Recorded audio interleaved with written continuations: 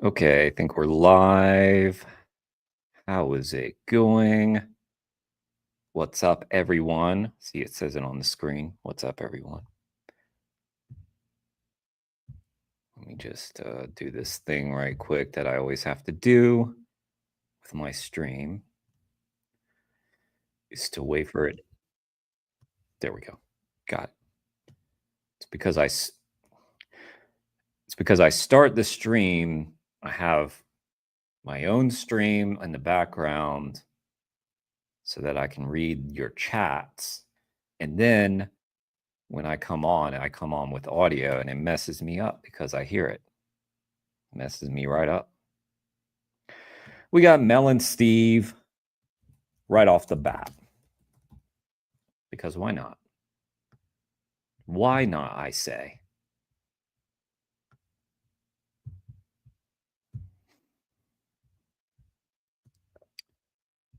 All right. Let's get started. What's up, everyone? We're here today in Birmingham with a 28-foot screen. We're going to be showing everyone here exactly what the industries do not want the public to see. Stay tuned, watch these conversations. People are going to change today. How long does it take to turn vegan? Like that. You girls just saw like a snippet of the reality of what happens to animals in like the food industries. Did you know any of that stuff before you watched that? No. No, none of it? No. Why do you think the industry don't show you this stuff? Like, they'll have more money for the food and that. They'll get more money. Because if they showed you this, what do you think you would do? Stop eating the meat. You stop paying for it, right? After you've seen what's happened to these animals, how do you feel? Like, Disgusted. It was terrible. terrible, right? We can only imagine if we were to swap places with them, how that would feel, right? What about the fact that the industries have lied to you? Like the dairy industry never told you that they forced impregnation onto mums, did they, and take their babies? Did you know that before that? No. No? How do you feel about these industries have lied to you? You know, I'm presuming, I don't know you two, but good people with empathy and compassion, they've lied to you to make you pay for that to happen to the animals. How does it make you feel? Like, taken advantage of, because I just didn't know that happened to cows and stuff. Exactly right. The same. Heartbreaking. They take advantage of your good nature. Did you care about the process before seeing this, or No, because No? I didn't know about the process. So you didn't know anything about any of the processes, right? Now you do know. What are you going to do going forwards? I'm going to try to eat less meat or just stop, Okay, so they're two different things, right? Eating less and stopping completely. What do you feel like you're going to do? In your heart, be honest with me, because we can talk about it. Like, don't just say, I'm going to stop if you don't feel like you will, because potentially we could have a conversation that may change that decision. So what do you honestly think you girls are going to do? I think, Eat less meat, yeah? yeah. You'd eat less. Yeah. Okay, now let me push the conversation a little further, okay? If we've identified that what happens to the animals is bad and that we don't like being part of it, do you think that it would be okay to be complicit in any of it at all? If we switch the injustice, let's switch the injustice. Tell me another injustice that happens, any injustice that can happen to humans, like War. war. Would you say like we should just keep doing it, but we do less of it? Stop doing. All right. Okay. But when it comes to animals, we're indoctrinated. It's not your fault. Like I was the same as well, by the way. We're conditioned to think of animals morally different, and we think that it's okay to do a little bit to them. But really, we should consider the animals morally the same as we consider the humans. And when we put a human injustice up and we say, I'm going to do less of it, it never would hold weight. If I said I traffic 25 children a week, I'm just going to traffic 5. You'd say, well, what? Just stop trafficking all of them, right? Because it's an injustice to the individual. How about that now? Would that shift your mindset on removing yourself completely? Yeah, that shifts my mindset. Yeah? Always, if you ever get a grey area and you're not sure, replace the injustice with a human. Like, would it be okay if we took the dairy industry and did it to human, women, animals? Like, we would never take women, like human women, and do that. Like, so therefore, it gives us a good indication that we shouldn't be doing it to the animals. Do you know what someone's called who's removed themselves from these industries? I don't. No? This is, you're conditioned to believe this. I'm not judging anyone, by the way, because I wasn't born vegan. But vegetarian is what people think is the first step to do. I stop eating their bodies. But remember the dairy industry? And the egg industry, they macerated the male chicks, they forced their pregnancy on the mums. So vegan is the lifestyle where you take an ethical position to stop exploiting animals. So not only in the food system, but you also wouldn't wear them. So I'd never wear leather, wouldn't wear wool, buy things that are tested on animals, because we feel that animals are someone who should be morally considered. You agree with that? Yeah. Cool. Then vegan from here on out. It's super easy. Let me give you these cards. Take this one here, and I'll give you one as well. Scan this QR code, and it'll take you to all the resources you need. There's Challenge 22 in there, and it gives you a free mentor for 22 days. If someone helps you, if you think, I shop here, I usually like these meals, how can I make these meals vegan? They can give you the resources there as well. And there's a documentary in there called Dominion. Watch Dominion. It's like a more in-depth version of this. This is only 3 minutes. The Dominion documentary is like an hour or so long. We can't make people stand in the street for an hour to watch a documentary, but this just opens your eyes to it. And then just replace yourself with them animals. If you were in their position, how quick would you want someone on the outside to change? I'm digging the background music, Mel and Steve. As soon as they see As it. soon as, right? Same. Trust me, it's the same for them. And you have the power to change. Have you got any questions for me? How long does it take to turn vegan? Like that. You see the injustice, and immediately you remove yourself. Okay, you just say, I'm not paying for that anymore. And to be honest with you, you'll then learn as you go along. Hi, Sally. How are you? What'd you get up to today? You'll be like, oh my God, my toothpaste isn't vegan, because they test toothpaste on animals. So you just do your research. When you watch Dominion and you sign up to Challenge 22, they answer all these questions for you. But you as a person, to turn yourself to being vegan, you can walk away from me in this conversation today and say, yeah, I'm aligning my actions and my ethics and my morals, and I'm living vegan from here on out. I'm going to remove myself from exploiting animals. And it'll be the best thing you ever do. Do you love animals? So now you can say, I love animals and I'm not a hypocrite, so I don't send them to slaughterhouses. You can say, I love animals and I protect them. I don't pay for them to go into these places. And in fact, I talk to my friends and my family around why I've made these lifetime decisions. And then the next person changes and the next person. We've only ever got systemic change in the world because people have started small and it's grown, right? And they deserve the help. You know, they've got no voice. They can't do this for them. So we have to, we identify that they need the help. So this is why we're talking for them. I tuned in for this live stream in parts of it. So Mel and Steve were there. Jake Plant Geezer was there. George Martin, I think, was there. Kane was there.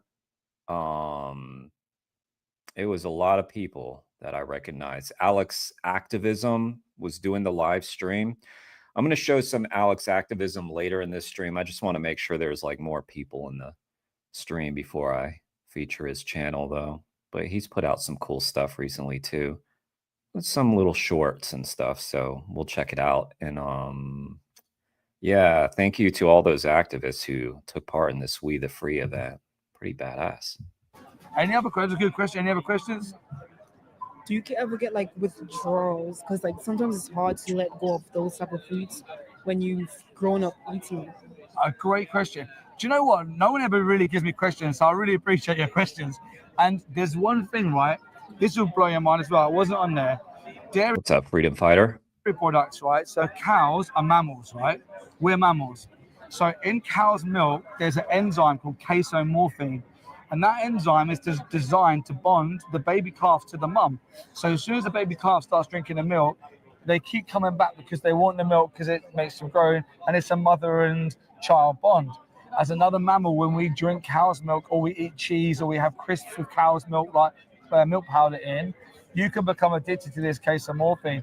So that takes a couple of weeks. Usually when people, if you eat a lot of dairy products and they go vegan, they say, oh, I really crave cheese for a little bit. Just when you're craving them cheeses or the dairy products, just remember what you've seen today. Remember what you see on Dominion. And does any taste, pleasure, or craving justify what you saw today? Exactly right. So then you remember the mum, you remember the cow getting bolt gunned and killed. And you think, yeah, you know what? Even though I'm craving this food, the injustice on the other end of it doesn't justify me paying for it. But and what does change is you know, like before you could smell like a certain food and you'd be like, oh, I really fancy this food. that will change, and it smells weird to you. Your senses change, and you smell that same smell, and you're like, oh, it doesn't. It makes me feel a bit sick now because you know what it is. Yeah, we've all been conditioned that when you see animals in the supermarket or you see like a chicken's body or a chicken's leg, we've all been told that's food, and we've only ever identified it as food. But now you see it differently. You see the individual. You'll see it differently in all the other aspects in your life too. Yeah. Appreciate the questions. Thanks for asking some questions. You got any more? You sure you're all good? You got your cards. Grab some treats over there. Of course, they're all vegan. And all the best for being vegan. And thank you for making the decision for the animals. They need people like you. Have an amazing day. Thank you very much. Bye-bye. Nice. All right. Amazing. More change. More change. Compassionate. They had a vegan heart. Conditioned like the rest of us. They didn't understand. They've seen the truth. Now they can make an educated decision. The industry hasn't conditioned them now. They've now seen the realities of the injustice that these industries put upon the animals. All right. Well, good job, Steve. Here's that video. Okay. Not a ton of people here yet. I'm going to watch this Earthling Ed video that everybody's probably seen, but I haven't.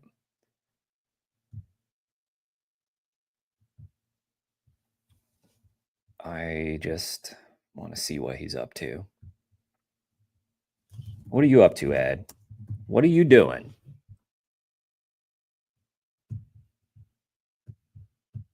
Come into effect in Switzerland.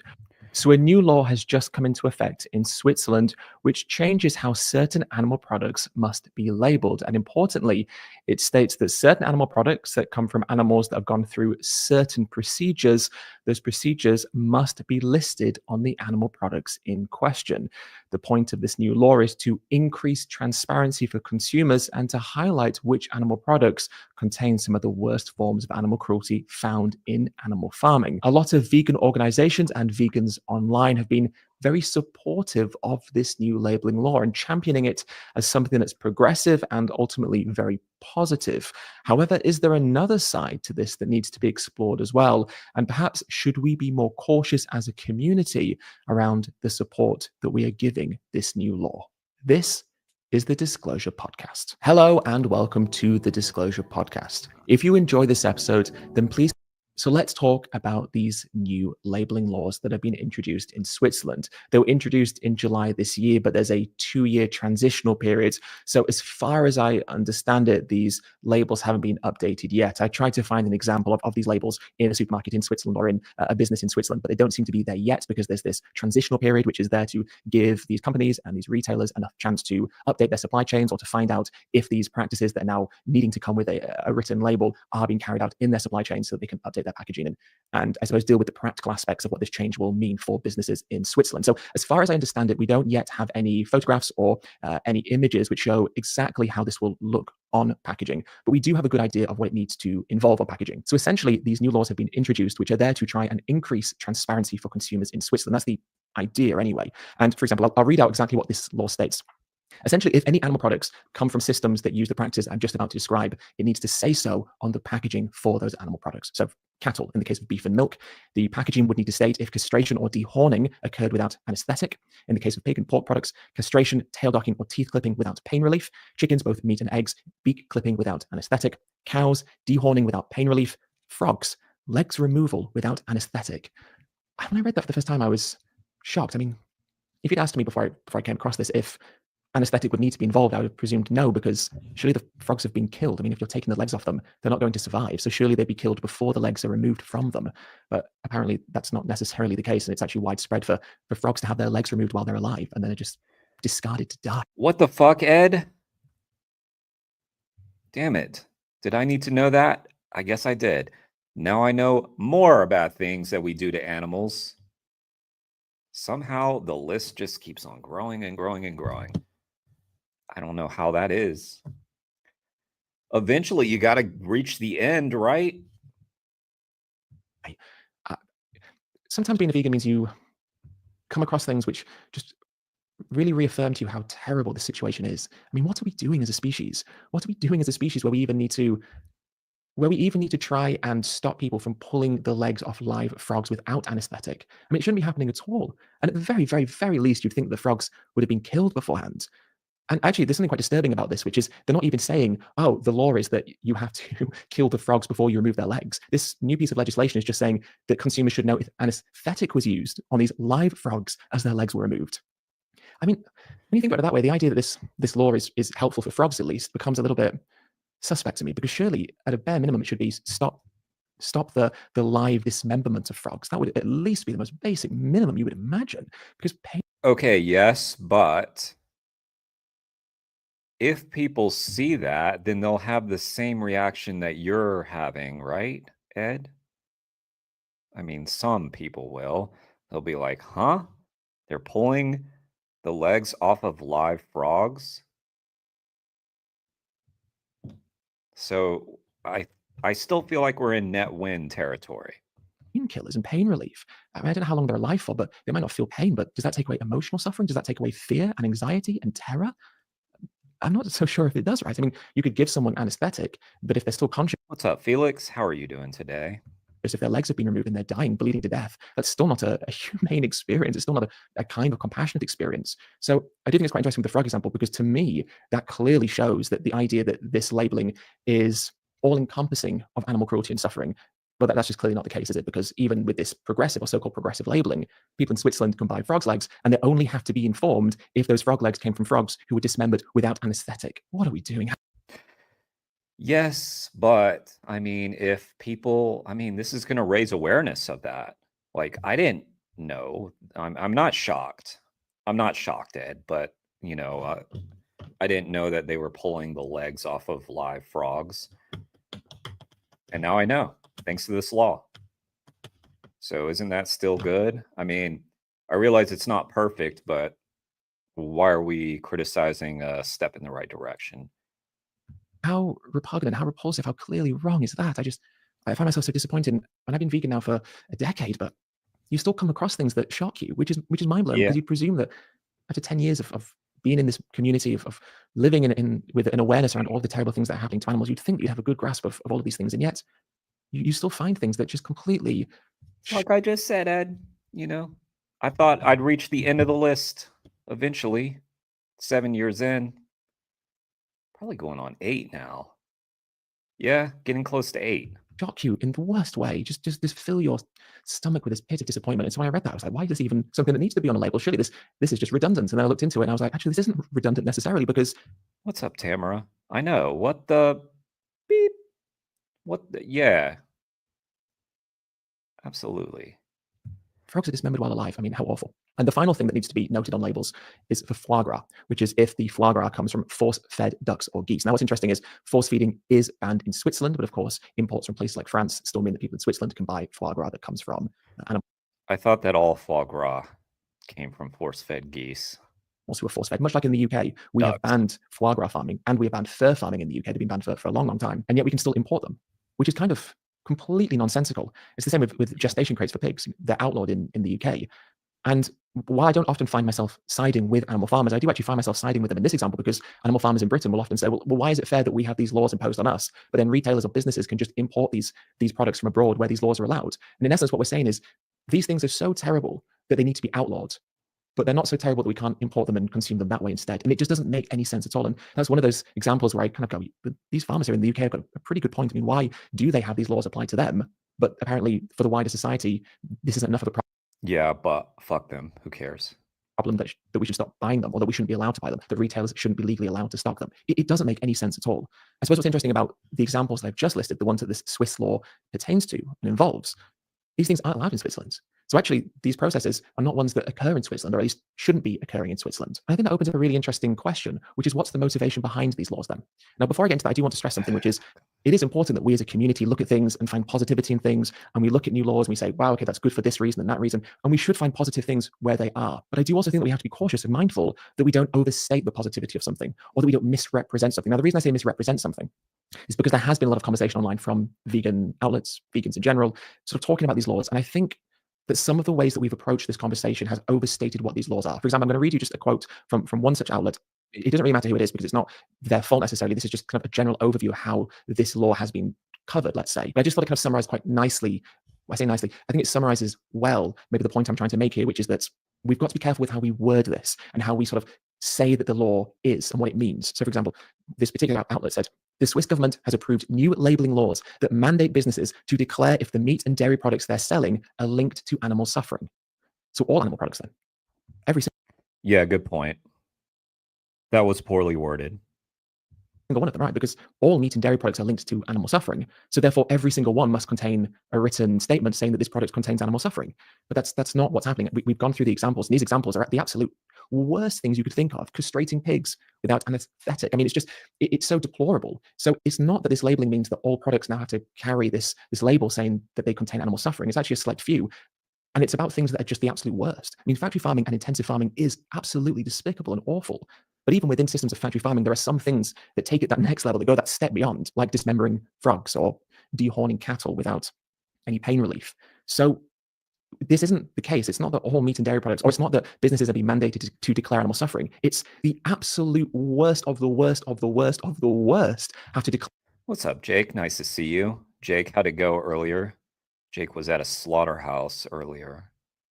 I was in that stream for a little while before I had to leave the house, but that was good.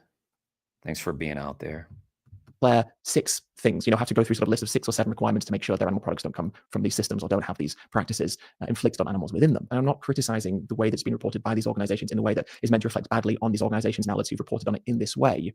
But I just think that what happens often is maybe a statement gets shared around, or one organization might lead with a headline, or there might be a press release that gets put out there that has a certain type of wording, and that wording gets used over and over again, or that phrasing gets. Yeah, Ed is exactly right here. I mean, I understand the sentiment of what these groups were saying, but they carelessly worded what they said, and it's a little misleading. But it's not the biggest deal. I'm more interested though in his critique of the law itself. Why am I concerned? Okay. Is there a hidden motive? Probably. Okay, we'll find out. It's used over and over again. And sometimes the phrasing isn't investigated enough to make sure that it covers all the nuances and details of the particular law in question. So when we say there's new rules that mandate businesses to declare if the meat and dairy products they're selling are linked to animal suffering, we're actually sort of implying to the reader that this is going to be this big, all-encompassing thing where these labels are going to be everywhere on animal products, when that's not really the case. And what's interesting about Switzerland, which I just sort of mentioned, is that many of these things are already illegal in Switzerland. So these sort of written statements. 8 hours. It's a long time. You'll definitely see some shit within 8 hours, I'm sure. Are not going to apply to Swiss farmed products. So there's an interesting incentive there for Switzerland and Swiss farmers when it comes to these labeling laws themselves. Now, does that mean that it's bad? No, I don't think it's necessarily bad, because obviously if you are in Switzerland and you have the choice between buying pigs that were castrated with painkillers or without, obviously with painkillers is better. But just because we can buy pork products that came from pigs that were castrated with painkillers doesn't mean love was nearly lost. Okay. Until Pizza Hut showed up. Go get her. Hi, I'm Peter. Looks like the meat lovers. Starting at 12. The meat. Okay, let Pizza Hut give Ed some money. We'll let this run. Okay, let Ed get his money. Cool. However, undeniably. All right. I don't think the point really is like, oh, buy this one instead. It's really just let people know this stuff happens. Because like with the frog thing,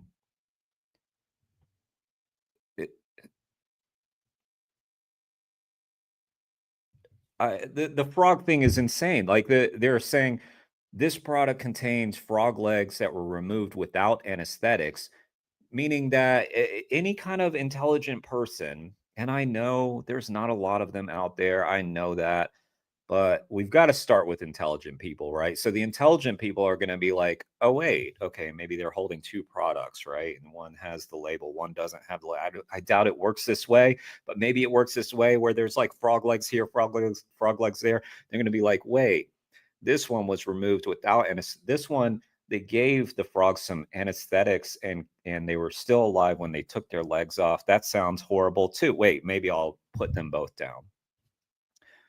So, I mean, any kind of sunshine on these industries is a net plus in my view. But let's it is better. And obviously, undeniably, a system of farming that didn't have these things that I've continue. listed included in it would be preferable to one that does. So from that perspective, from a suffering perspective, yes, there are lots of positives about this. I'm not saying that this is a wholly negative law. I think there are lots of reasons why we should feel positive about this law, because it might reduce the demand in Switzerland for these products. And maybe, just maybe, it might incentivize certain companies and businesses outside of Switzerland to try and stop these practices as a consequence of their sales maybe being impacted in Switzerland. Maybe the foie gras one's a good example, because there are lots of French-speaking people in Switzerland who have a lot of French culture within their own Swiss French culture, and obviously foie gras is a part of that as well. And so maybe if sales of foie gras start dipping in some of these French-speaking areas, that might encourage French producers of foie gras to change their standards. But that will only work if there's a financial incentive. So then the question becomes, will foie gras farmers in France see the financial benefit of switching to or it will just inform people of like the things that happen in the industry. I think that's the point. And it's kind of like saying, okay, we can't get this law passed in whatever European country. Let's do it in Switzerland. And yeah, I don't really understand the point of saying that there's a problem with this law when it's a great, to me, it seems like a good first step. We just need to go further. non-force feeding system, which will have tighter margins and make them less money, but in doing so, maybe open up a little bit more of that market in Switzerland. It really depends how consumers respond. And that's kind of the interesting thing about this. It depends how consumers respond. These things aren't being banned, they're just being labeled to consumers. And I think if we really wanted a progressive law, then that law should be that foie gras imports are banned, that the imports of these products are banned. Of course we want that, but we can't get that. So we're working on it. What's up, Lewis? What's up, Dennis? Black flag. Yeah, I had fun. I had fun with I was up in the wee hours. I couldn't sleep last night, so I became a pirate for about an hour. I'm a pretty good pirate, not gonna lie. I thought I would be, and I was. I was a good pirate. So yeah, I'll probably continue that. Why are they available to consumers? Just ban them. I mean, are people in Switzerland really in favor of castration without pain relief and dehorning without pain relief? I doubt it. I don't think it would cause a huge problem. But then, of course, there's trade issues and there's issues with allies, in France or in Belgium or in Italy or wherever it might be, where some of these practices might be occurring, unlike in Switzerland. So there are reasons to feel positive, and there is a good way of looking at this, which means that we shouldn't view it as being a negative thing. There are positives ultimately to be found in it. But I guess what I'm interested in is not necessarily that side of things, but more how we as a community should approach them. And do we have a sort of contradictory mindset between this legislation and maybe just welfare laws in general? Because this is labeling, but it's animal welfare labeling. So it's a welfare law at its heart, isn't it? And what's interesting about this particular law is what we're used to when it comes to labeling is we're used to animal products saying what they are. In other words, saying we're high welfare, we're free range, we're organic. And we're used to these terms being used as a marketing ploy. And I think what's quite unique about this is it's one of the only times where animal products have to state when they're doing things which they don't want the consumers to know. Because normally it's the other way around. They want consumers to know, oh, this is free range, this is organic, so they tell consumers. And if it's not, they just don't say anything. So it's quite interesting in this case because it is a little bit of a different way of approaching labeling laws. But it's not the only time. There is another example, which is eggs. In the UK, for example, if you buy a carton of eggs, it should contain a number, 0, 1, 2, or 3. 0 is organic, 1 is free range, 2 is barn, 3 is caged. And so essentially that number should tell the consumer what system of farming these eggs came from. Now, of course, a number is not very clear, and you have to know that. If you don't know it, these numbers don't mean anything. You probably just think they're there for sort of a supply chain or sort of batch numbers or whatever it might be. You probably don't think, oh, this is about the system of farming where these eggs came from. So numbers are not particularly clear, but of course, the written description of it is far clearer. So there is a difference. So it's not the first time that there has to be something on packaging which tells the consumer about the system of farming, but it is the first time, as far as I understand it, where there's something sort of written in black and white terms. This product contains or comes from a farm where this happened to the animals, if that's exactly how it will be phrased, something along those lines. So it is quite good in that way, and it will be really interesting to see how this changes consumer behavior. But what's my worry then? Why do I feel? I think you already shared it, Ed. You're concerned with how we're talking about it. And by we, I mean some of the groups, like the example you just shared, which is valid. That they misstated the law, clearly misstated it. I feel a little bit hesitant about how the vegan community has sometimes been approaching this. I think because it's not necessarily as transformative as we want it to be. I think a lot of people have probably perceived it as being something that is along the lines of, oh, businesses have been mandated to show that animal suffering was involved in the supply chain. This is big, this is huge, this will do something really massive. But that's not really necessarily what it is. It's these select examples. And if you're in Switzerland, for example, and you're a Swiss animal product consumer, what does this incentivize you to do? Does it incentivize you to go vegan? No, it doesn't incentivize you to go vegan. It incentivizes you to buy animal products that don't have these problems found in this. That's where I disagree, because I don't think it incentivizes you to look for an animal product without that label. Instead, it lets you know something about that industry that is really weird. And the fact that they put this thing on the label, and like the whole, I mean, I don't want to keep on restating it, but the whole thing about the frog legs just indicated something horrific that is on the ones that aren't labeled. So yes, maybe some people will do that. But I don't know. Yeah, I mean, people are so in the dark about things that the fact that some animal products are going to have labels of like horrific practices that's a good thing ultimately. Okay, that's my opinion anyway. VPM.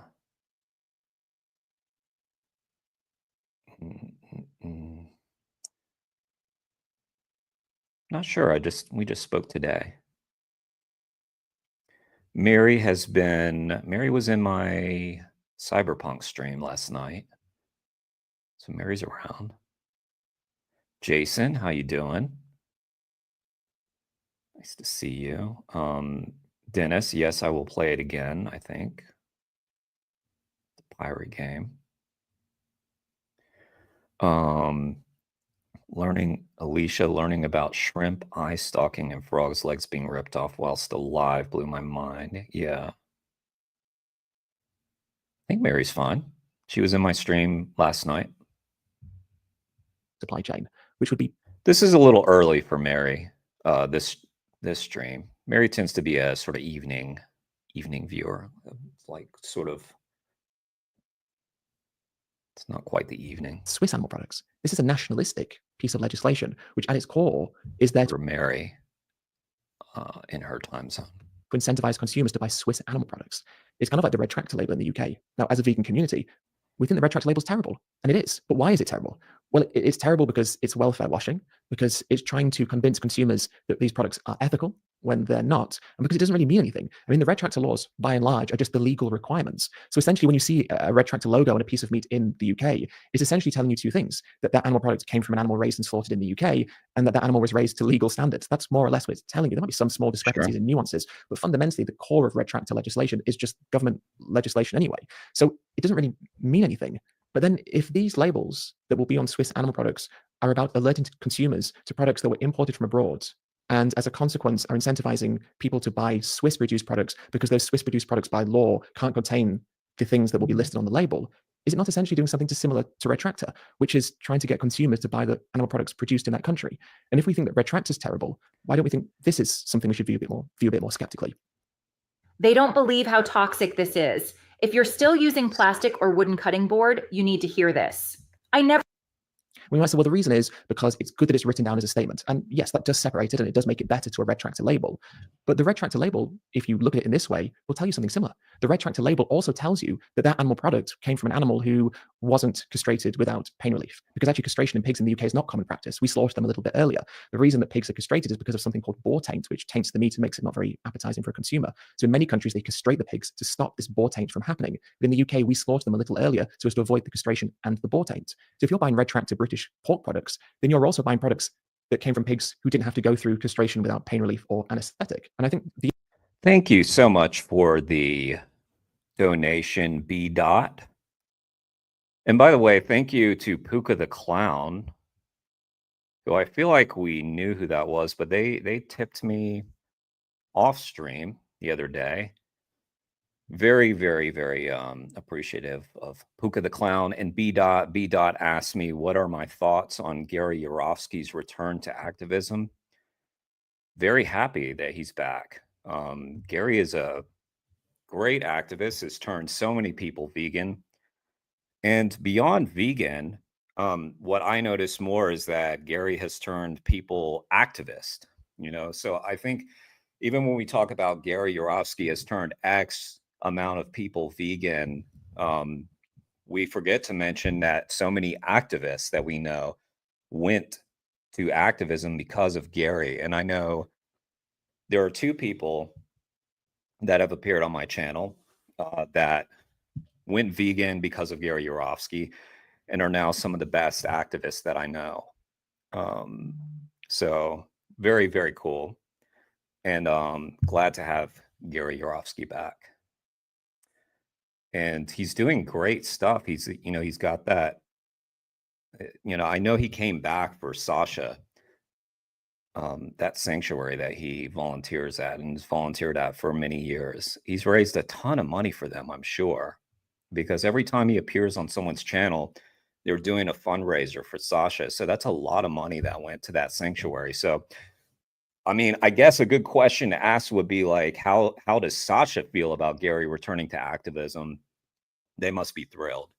Also, Gary is just a no nonsense, take no bullshit kind of person, and I appreciate that. Do I agree with literally everything that Gary says? No, but I think we need more people like Gary who just don't really give a fuck what people think and just say it. Issue is the issue with kind of welfare I labels. don't know. What do you think? Are you happy? In general, the idea of this is it creates transparency in the mind of a consumer, but it's not really about that. It's the idea is that it creates the connotation that animal products that don't carry this written warning are ethical as a consequence of not carrying this written warning. Now, again, is it good that people are buying that over something worse? Yes. And is it good, therefore, that people are buying red tractor meat in the UK over meat that might have been imported from an animal who did go through these things in the country where they were raised? Well, by that logic, yes. So I do. Yeah, maybe tonight, Dennis, I might be a pirate again tonight. You know, who knows? Knowing me, you know, I just I couldn't sleep. You know what? Here's what happened, Dennis. I was up on YouTube because I couldn't sleep. And I keep on watching these guys who like play Red Dead Redemption and troll the live, you know, role players. It's so funny. And I was like, I watched that a lot, and I was like, I want to play this Red Dead game. I've played it before, but it was ages ago. So I went and I looked it up to see if it was like free on PS Plus. It was not. They wanted to charge me like $60. So that didn't happen.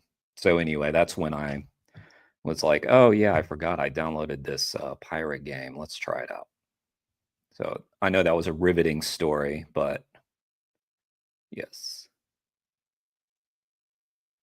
Well, Lewis, you know, you don't love it, but I know there's a certain troll that does love it.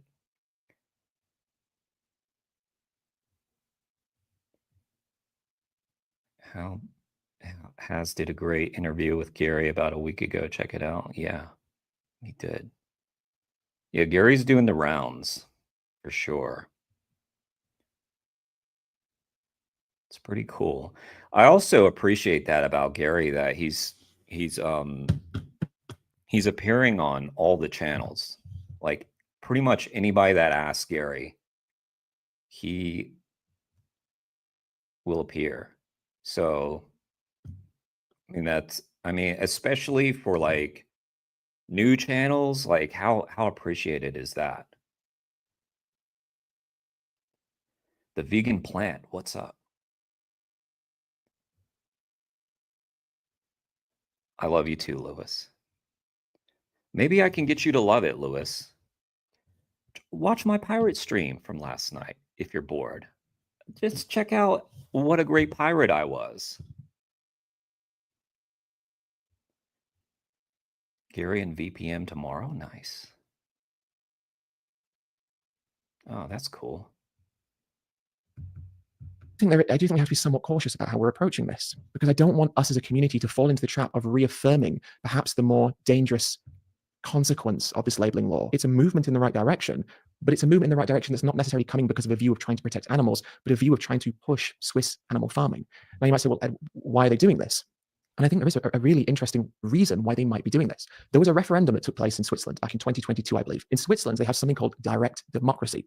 And essentially what that means is that if you get enough people in Switzerland to sign a proposed referendum, you can actually have the country vote on that referendum. It's not necessarily something that has to go through the same parliamentary routes that we have in other countries, like in the UK, for example. It creates a little bit more power for the public in Switzerland. And so back in 2022, there was a referendum in Switzerland because of this direct democracy they have, which was about banning factory farming in Switzerland. In the end, the referendum was rejected by about 63% of people. So there was a 63% majority of people who voted against it. So factory farming has not been banned in Switzerland. But what I think is quite interesting is 63% is not necessarily a small majority for a referendum. 13% is a smallish number, relatively speaking, but it's also quite a large number, often in political terms. So it's not that it was on a knife's edge when the vote actually happened and the results came through. But I do think it's quite notable that 37% of people in Switzerland voted against this. I mean, 37% of Switzerland is not vegan, not even vegan vegetarian. Yeah, I agree with that. That's a good way of looking at it. 30-some% of people said, no, we don't want factory farming. That's kind of a silver lining to a bad defeat at the ballot. So clearly there was a number of people, a not so insignificant number of people, who voted for this referendum who consume animal products and probably buy animal products that do come from factory farms. But they're probably ideologically opposed to it, but when they're in the supermarket, they're not necessarily making decisions based on that ideological position, let's say. So I think it's quite interesting because you would think that a referendum like that would maybe be 90% of people vote against it because 90% of people are buying animal products regularly and want to consume them. And it would be a much smaller percentage of people who would vote in favor of banning factory farming. So I do think for this example, 37% is not such a small minority. And if direct democracy means that you can have a referendum again in the future, what's to say if in 15 years' time or 20 years' time, that 13% of people have sort of changed their position? I mean, by that point, there'll be more younger people who have passed the voting age, who are potentially more progressive, more open-minded, more in keeping with the sort of principles of veganism. What's up, Chris? Nice to see you. How you been? Been appreciating your videos lately. Brian agreed. Ed turned me vegan at first. Gary's content seemed really outdated, but I kept watching him when I saw him ask a reporter why she didn't sniff his ass like a lion. Yeah. Yeah, he has some great interviews from, I think that was in Israel, right? He went to Israel.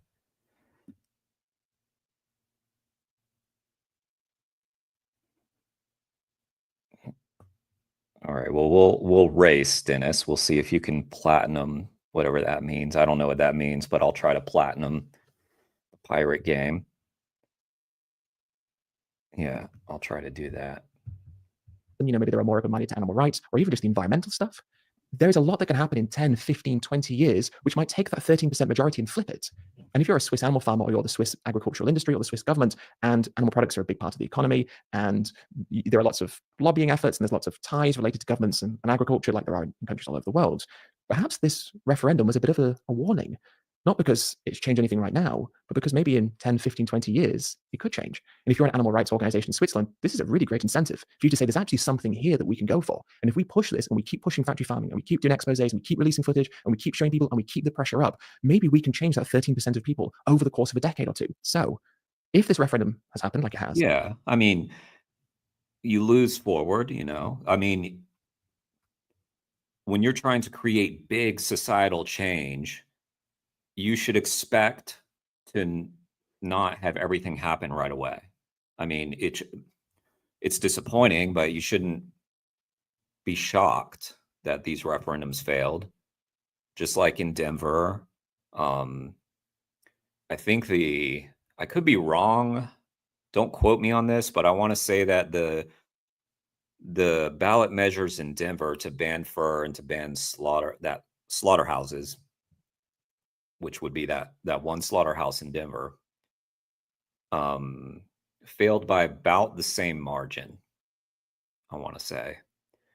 And then there was the Sonoma County defeat where it was even more lopsided, but it was still the talk of the county for months. And at the same time that the effort in Sonoma County failed, a more symbolic measure happened in Berkeley, and that ballot measure passed handily. And while that did kind of seem symbolic, it did actually have an impact. Like before the vote even took place, that Golden Gate Fields moved out, shut down. And yeah, they didn't cite that ballot measure as the reason, but they gone. And there's a potential warning here. What do you want to do with your Swiss agriculture or the Swiss government, let's say? What is it that you might be interested in doing to try and stop this from happening again, or to stop this shift from maybe occurring in the way that I just described? We want people to get behind Swiss animal farming. You want to increase the positive sentiment to Swiss animal farming. You want people to think more favorably of Swiss animal farming. What could be one way that you do that? Well, you create a very clear distinction in the minds of the consumer between Swiss animal farming and non-Swiss animal farming. How do you do that? You create a clear distinction. Oh, I think I misstated. Most of those ballot measures failed. Sorry, Chris. They failed with about 60% of people, 65, 66% of the people voting no. But that means that, as the point that Ed is making, 30-some% of the population who are obviously not vegan, not animal rights people, still said no to factory farms. It's the silver lining you got to take from a ballot measure defeat, which highlights all the terrible practices that don't necessarily happen in Swiss animal farming. So now if you're a Swiss consumer, you might be thinking, well, I'm not going to buy these products. These are terrible. But in Switzerland, we don't do that. In Switzerland, we don't do that. How often do we hear this? Oh, in the UK, we don't do that. In Switzerland, we don't do that. It's so interesting to me how this potential mechanism is played out. Now, I'm not saying that's definitely what has happened. I'm not saying that this referendum caused a conversation where they said maybe we should do something about this. Could this be a problem in the future? I'm not saying that that is something that has happened. I don't know if it has, but I do think it's interesting that there was this referendum, that a not so insignificant minority of people voted in favor of banning factory farming. And now we have labeling laws, which at their core are going to promote Swiss animal farming and make it seem more favorable than it really should be viewed as being. Switzerland does have some of the best animal welfare laws in the world. So does the UK. But what we know is that animal welfare laws don't actually really mean anything. Just because you're better than Russia or China or the US or the worst countries in the world when it comes to animal welfare does not in and of itself mean that what you're doing is good. Just because the UK is not as bad as Texas does not mean that what happens in the UK is ethical as a consequence. So I do think it's really important that we maintain that, because for animals in Swiss farms, their suffering has not been alleviated just because consumers might feel more favorably towards their suffering and exploitation. There is another element to this as well, which is a law is. It's sort of like I agree with what Ed is saying, like almost 100%, but I'm also just sort of confused as to, I don't know. Like, if all we could do was get this passed, let's say. Now, he's bringing up that maybe this is actually some, 3D chess where it's actually a way to promote the Swiss farm. I don't know. Maybe, I don't know. But it's just kind of like, okay, if we can't get anything should we not pass any measures then? Because we couldn't ban factory farming entirely? I don't know.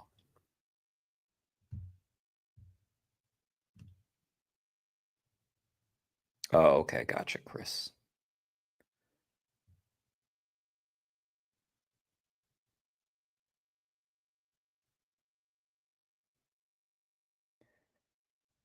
Yeah, it's possible, Lewis.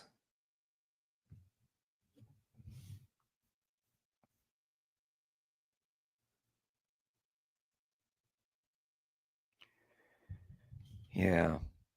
I mean, couldn't you even make the argument that, well, Ed, when you did your activism, it didn't turn everybody vegan.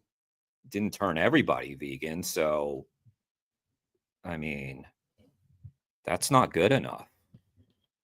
I mean, I don't mean to be flippant about it, but we're up against it, is what I'm saying. We're really up against it. I know Ed understands this, by the way. I love Ed.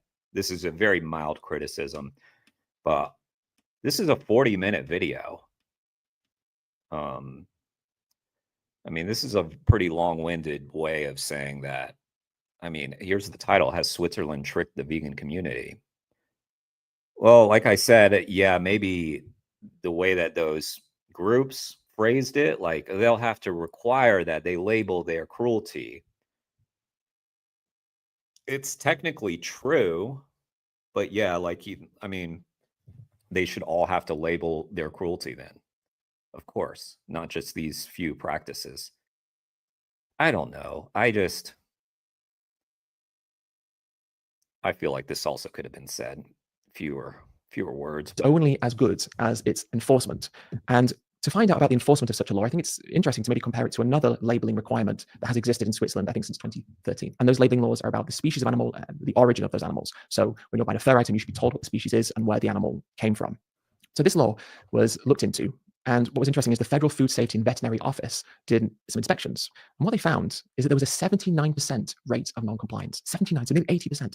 They carried out 180 inspections, and 142 of them showed non-compliance. So then the question becomes, well, what happened? You know, if these places were shown to be not compliant, what was the punishment? Well, this is where it gets interesting again. 110 of these cases were rectified within the time limit. So presumably what that means is that the inspections were carried out, non-compliance was found, and the inspector said, you have X number of weeks, X number of months, whatever it might be, to sort this out, to get rid of this animal product from your supply chain, to make sure this fur is correctly labeled or no longer being stocked. And 110, so the majority of the businesses did that. So what does that mean? It means there's no punishment. It means that these businesses were not compliant, either through neglect, incompetence, or deliberately. And all they had to do was just stop stocking that product or update the label to reflect the labeling laws. So there's no punishment for that. And then it becomes more interesting again. So then you have 32 cases where they say orders were issued. So in other words, the time limit expired, the correct procedures were not followed. So now the FSVO step in and they say, right, we're going to put an order on you. In other words, you need to do something about that. So 32 issues were ordered. And of those 32, there were 4 criminal proceedings that were instituted. So after the orders were issued, 4 of those places either decided, hey, we don't think this is fair. We want to maybe go to a criminal proceeding because we believe that what we're doing is acceptable. We don't believe it's our fault. We don't believe we need to change. So maybe these 4 places, rather than just be negligent or purposefully refusing to change, maybe decided that they had grounds to try and appeal and go through a slightly longer process with them. Now, what's interesting is we don't know the outcome of those 4 criminal proceedings. We don't know if there was any criminal misconduct found or if the cases were dropped. That wasn't published as far as I can see online. So we have a huge amount of non-compliance when it comes to fur labeling. The vast majority of those result in no punishment whatsoever, and 4 go to criminal proceedings, of which we don't know what the outcomes were. And we also don't know if those outcomes just were fines. Because when these labeling laws have been breached, the first port of call is to try and get the business to update their labels to reflect the law. And if they don't, it might be... Yes. I'm Rumor Willis. A fine. So then the question becomes, let's say you're a business, a restaurant in Switzerland, and let's say that you're selling foie gras that comes from force-fed duck and geese, and it's cheaper for you to buy because it comes from these terrible farms. And you're thinking to yourself, right, if I'm inspected, all I have to do is say, okay, I'll change. That might provide you with an incentive not to do it because it's self-regulated, this labeling law. It's up to the businesses themselves to do the due diligence and declare it. And then we hope that there's going to be audits and inspections to make sure that these laws and labels are actually being fulfilled in the way that they need to be. So what does this really mean? Well, if there's been non-compliance before, will there be non-compliance again? Quite possibly. Yes. If non-compliance is found, what will happen? Well, probably not a great deal, a slap on the wrist and they don't do it again. But it doesn't necessarily provide a huge amount of drive, let's say, for businesses to maybe be as scrupulous as they need to be when it comes to these things. And there is an extra layer of this, which is these products are being imported from abroad. In the case of frog legs, they might be being imported from Vietnam. So then there's an extra layer of complication in this, which is you might have a Swiss organization doing these inspections, and it might say, yes, don't worry, these pigs are fine. We ticked this box or filled out this form. And yes, that the frogs are from here and it's fine. We've been given assurances. But do these Swiss authorities have the legal jurisdiction to go to Vietnam and make sure the farms are in compliance, or to go to Spain and make sure that the pigs are receiving pain relief when they're castrated? And I don't think they do, right? That would be a potential legal battle with the other countries where these potential inspectors don't have the jurisdiction to go and do inspections on these farms. And so then the question becomes, well, how do we know? How can we be certain that with these labeling laws there even is compliance? And how can we know for certain that the products being sold in Swiss businesses are actually compliant with these laws? Because they might just be ticking a box because the supplier's in Vietnam and they've emailed the supplier or contacted the supplier and say, hey, you don't do this, do you? And the supplier says, no, of course we don't do that. But no one's checking, no one knows. It's not in the interest of the supplier in a different country around the world to be honest necessarily, because they're not breaking the law where they live. So there's not a legal consequence for them for doing it. And there's not necessarily a legal consequence for the business in Switzerland if they just tick the box and then say, well, we were told it's fine. What then happens? How do you really get to the bottom of this compliance? It becomes quite tricky, doesn't it? But these labels might then not be being applied to products where they should. And we're trusting that because we're trusting the industry to self-regulate. And this is an industry that has a long, long history of being very, very bad at self-regulating. Whether or not the restaurants in Switzerland want to be compliant, whether or not the retail stores in Switzerland want to be compliant. Okay, I get it. I mean, yeah, but that's not the problem of this. That's just a problem of the regulatory bodies. And I mean, this is the case everywhere. It's the case in the United States. Can't tell you how many USDA records there are listing this X, body violated this thing. 3 weeks later, problem's been rectified, or 3 weeks later, this stuff is public. You can look it up. You can look up the USDA inspection records of a lot of these things, and if you can't find them, you can FOIA them, which you could have. You may have success getting FOIA documents. You may not, but anybody can do that. They can just FOIA a business, a university for anything, and you'll see examples of this all over the place. But yeah, I mean, again, we have a very minor step in the right direction. I agree with him that we should not overstate that. I agree with him that there could be unintended consequences. There could be, some people who feel better about eating the animal products they get, but that means we need to expand these laws, not shrink them. They need to encompass more, and you got to start somewhere. So I don't know. We still got 6 minutes. That doesn't necessarily mean that suppliers in other countries will be compliant for them. Because if you've got a big Swiss retailer reaching out to you and saying, hey, just so you know, we might start stocking these products if you do these things. If you're a big farming organization in a place in Asia, or even in a place somewhere else in Europe, you might just want to say, hey, yeah, it's fine, don't worry. We have made sure that these things don't happen. Or don't worry, we have these guidelines which say that they shouldn't happen. Because here's another thing, there might be guidelines in certain countries, but those guidelines might not be being adhered to. Yeah, I agree with you, Chris. In the UK, for example, tail docking isn't supposed to be done as a routine procedure on piglets, but it is, because the guidelines state that it should only be carried out in special circumstances or in certain circumstances.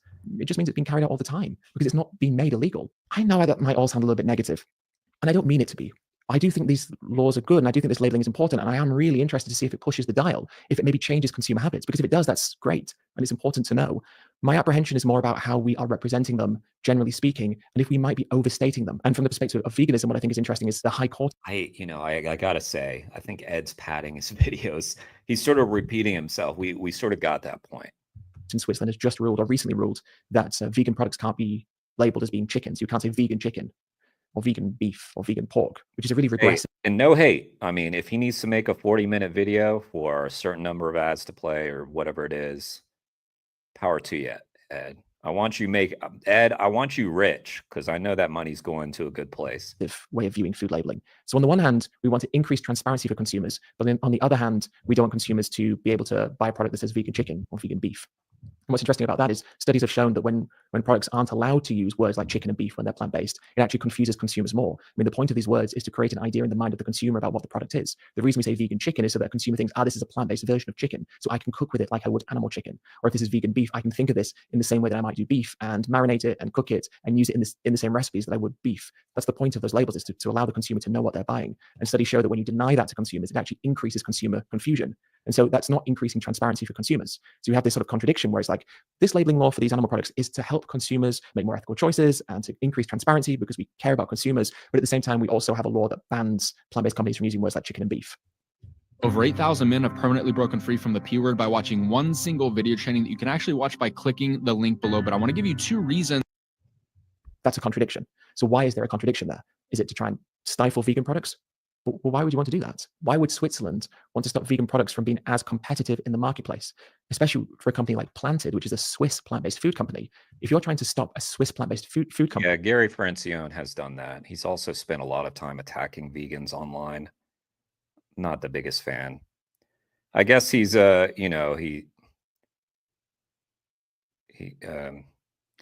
he's a net plus, I suppose. From saying chicken and beef, who does that protect in Switzerland? Animal farmers. And so what's interesting about both of these pieces of legislation is that they're contradictory, but they do one thing, which is they protect Swiss animal farmers. So I do think that this legislation is ultimately a positive thing in many, many regards. And I don't think that it's bad that it's been introduced. That's not what I'm trying to say. But I guess what I'm trying to say is I think that the way that we as vegans approach it should be perhaps with more caution than I've seen from different places and from different people. That's not to say that we shouldn't view the positive things as being positive when they arise, absolutely. But I don't think that we should jump on something and view it as being more positive than it is, because we might then overstate it. And I think that for a non-vegan, if they come across some of the ways that this has been reported on, their impression might be that in Switzerland there's going to be these really vast, all-encompassing labeling laws, which are going to tell everyone which products have animal cruelty and which don't. But we as vegans know that all animal products have animal cruelty. That's why we're vegan, because all animal products come from animal exploitation and are cruel to animals. That's why we're vegan and not welfareists who buy high welfare meat. So I think that the way that we approach this should be a little bit more cautious, because at the end of the day, I don't think that these labeling laws are being introduced really to help animals. I think they're being introduced to protect Swiss farming and to incentivize consumers to opt for Swiss animal products over imported ones. And I think at its core, that's what it is. I hope I've not created an overly negative view. I've just tried to, in my mind at least, create a more balanced view and a more nuanced view that reflects the way that I've been feeling about it. But now Well, you did a good job, Ed. I mean, you got us thinking about this. So job well done, I suppose. I do miss, I miss old Ed videos, though. Like, these are just so packaged now. I gotta say, it's just so packaged. But I love Ed. I mean, who the hell am I to criticize? I'd really love to know what you think in the comments. So let me know down below if you think that what I've said is potentially true, if you share some of these concerns and worries that I have. I'll drop him a like. All right. What did I pull up? Okay, David Rams. This farmer threatened to kill a vegan. Here's why. Okay.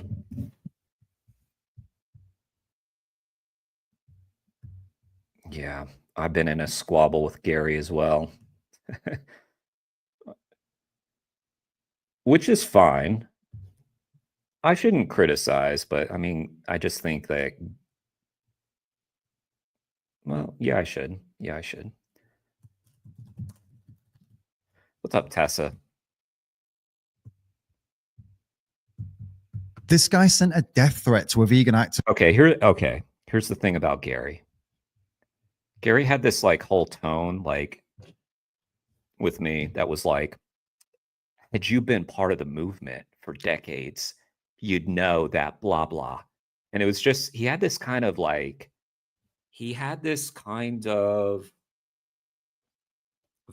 that everyone's dumber. Everybody's dumber than me. You don't know your history, so you can't have an informed opinion on this. You're not Gary Francione, are you, Jeremy? So I don't know. I don't like that kind of hubris. A little humility, Gary. Have a little humility. You're a legend. Nobody's saying you're not a legend. Nobody's taking your legend card, Gary. So I found out who he is, and I tried to answer the biggest question: why? Summer Jane is a vegan activist who recently made some posts about the New Zealand dairy industry on Facebook. She's just a regular person who speaks up for animals. But yesterday, she got this message: you deserve nothing less than a bullet to the head in a public place. Pretty typical comment. Imagine getting this message in your inbox just for speaking up for animals. That's not just a random public comment meant as a sick joke. It's a direct private DM directly to Summer. That's a death threat. But the story doesn't end here. This guy has a unique name. His name is Siege Kid. At first, I thought that might be fake, but it's real. His Facebook and Instagram are private, but I found him tagged. Oh, thank you so much, Chris. Chris tipped. Love my commentary and style. Love your commentary and style, Jeremy. Keep it up. Thank you so much, Chris. That's really sweet of you. Thank you to everybody who's been, supporting my channel. Please make sure you return the favor to Chris, who's doing great videos. We've reacted to some of Chris's videos, but check out his channel as well. It's really sweet of you. And you know what? I needed that tip, actually. That helps me out because our friend Kane Defends Animals, he called me out. Did you guys see that? Kane Defends Animals, he started this whole what is it? The ice bucket challenge thing for the so he brought back the ice bucket challenge for the sanctuaries, and he called me out. So now I have to dump a bucket of ice water over my head and give money to an animal sanctuary. And I'm broke. But I'm going to do it.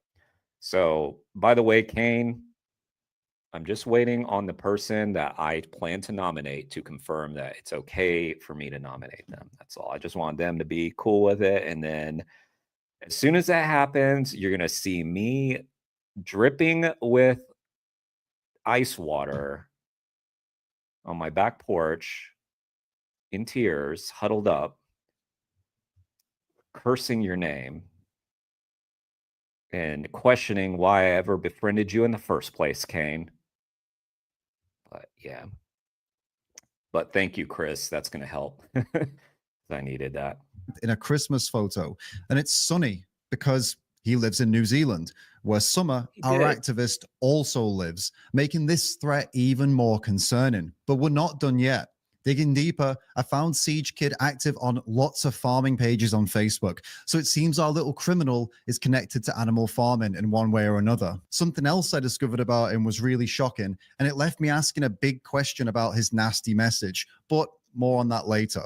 Now, you might think, oh, of course he's threatening her. She's harming his business. Or some vegans might say, well, he's an animal abusing farmer. Of course he's going to get violent. But here's something you might not know. Many farmers actually feel guilty about what they do to animals. Animal farmers have high rates of depression and suicide, and over 90% of young farmers say mental health issues are the biggest danger for farmers. Listen to what some of these farmers have to say. A former beef farmer in England talked about when she sent her animals to be killed, saying, we hated it. It was a sad day. We'd both have a tear. We wouldn't be talking about it. We'd be in our own thoughts. We've got to toughen up. We produce animals for this purpose. Imagine doing that for years. Would mess with your mind. Harold Brown, a fifth-generation cattle rancher from Michigan, said as a child, he learned to suppress his compassion and feelings, and that his mom had told him that it was okay to feel bad about what happened to animals, but she also told him, don't let it show, you have to keep it inside. Parents telling their kids to bottle up and hide their emotions so they can keep killing animals. It's horrible. Harold Brown said he coped with his early experiences of killing animals by telling himself repeatedly, I don't care, until he didn't feel any emotions. And then years later, he visited. This is some of Chris's research. Wow. Look at that.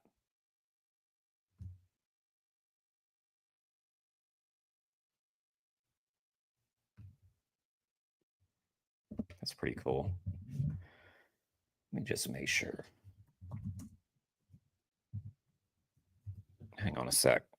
I just want to make sure I drop you a little link. I don't know how easy it is for people to find from the the chat. That's Chris's channel, guys. Make sure you subscribe. At an animal sanctuary and said he suffered with deep feelings of guilt about what he'd done to those animals. I actually can't imagine the emotional damage from all this guilt and denial. Researchers actually call these feelings death by 1,000 cuts. This is when animal farmers are conflicted about betraying their animals on a daily basis, and it builds up and causes serious emotional and psychological harm because they're doing things to animals that they're actually against. As in, they're against this animal cruelty, they're against this abuse, but they feel like they need to do it for their income. And that made me wonder, is this what's going on in Siege Kid's head too? A new study looking into all this showed that most farmers find it hard to send animals to slaughter. Just under half of them said it's a horrible day, and others said they get really upset and have to fight with their conscience, with some of them saying they feel like they betrayed the animals. I feel terribly guilty, tearful, and hate myself for doing that to them. Sending them to slaughter causes suicidal feelings and despair. I know the local abattoirs near me are terrible. It's mostly the hardest thing I have to do. And here's something that I found really surprising. Most farmers think other farmers don't feel the same as them. They think they're the only ones suffering from what they're doing to animals, when in reality, most of them are suffering from it. Actually, 48% of farmers said they feel like they can't talk about what they do with friends and family, and 63% of them said they'd actually start moving away from animal farming if there was another option that could give them an equal or higher income. So animal farmers are clearly in a deeply conflicted place. Is that why our friend Siege sent that death threat? Because he's suffering with mental health issues from what he does to animals? Or is he just a nasty scumbag? Well, let me tell you the surprising thing I found out about this guy. Not only is Siege Kid either a farmer or involved in farming, as we already established, he's the grandson of a particularly well-known local dairy farmer who passed away in an accident on his farm last year. And this guy seemed to be a bit of a local hero. At least it felt that way from this article I read about him, which said, with an inherently giving nature, he joined and worked within organizations that reflected the interests of the communities to which he and his family belonged. He looked for the good in things. He considered every day a positive day. Would Siege's granddad approve of him sending death threats? Either way, this needs to change. If farmers feel guilty, hate what they do, and want a way out, why keep paying them to do these horrible things to animals? Why are we still breeding and mutilating? Indeed, David. Indeed. Huh. Here's David's video. Y'all know what to do.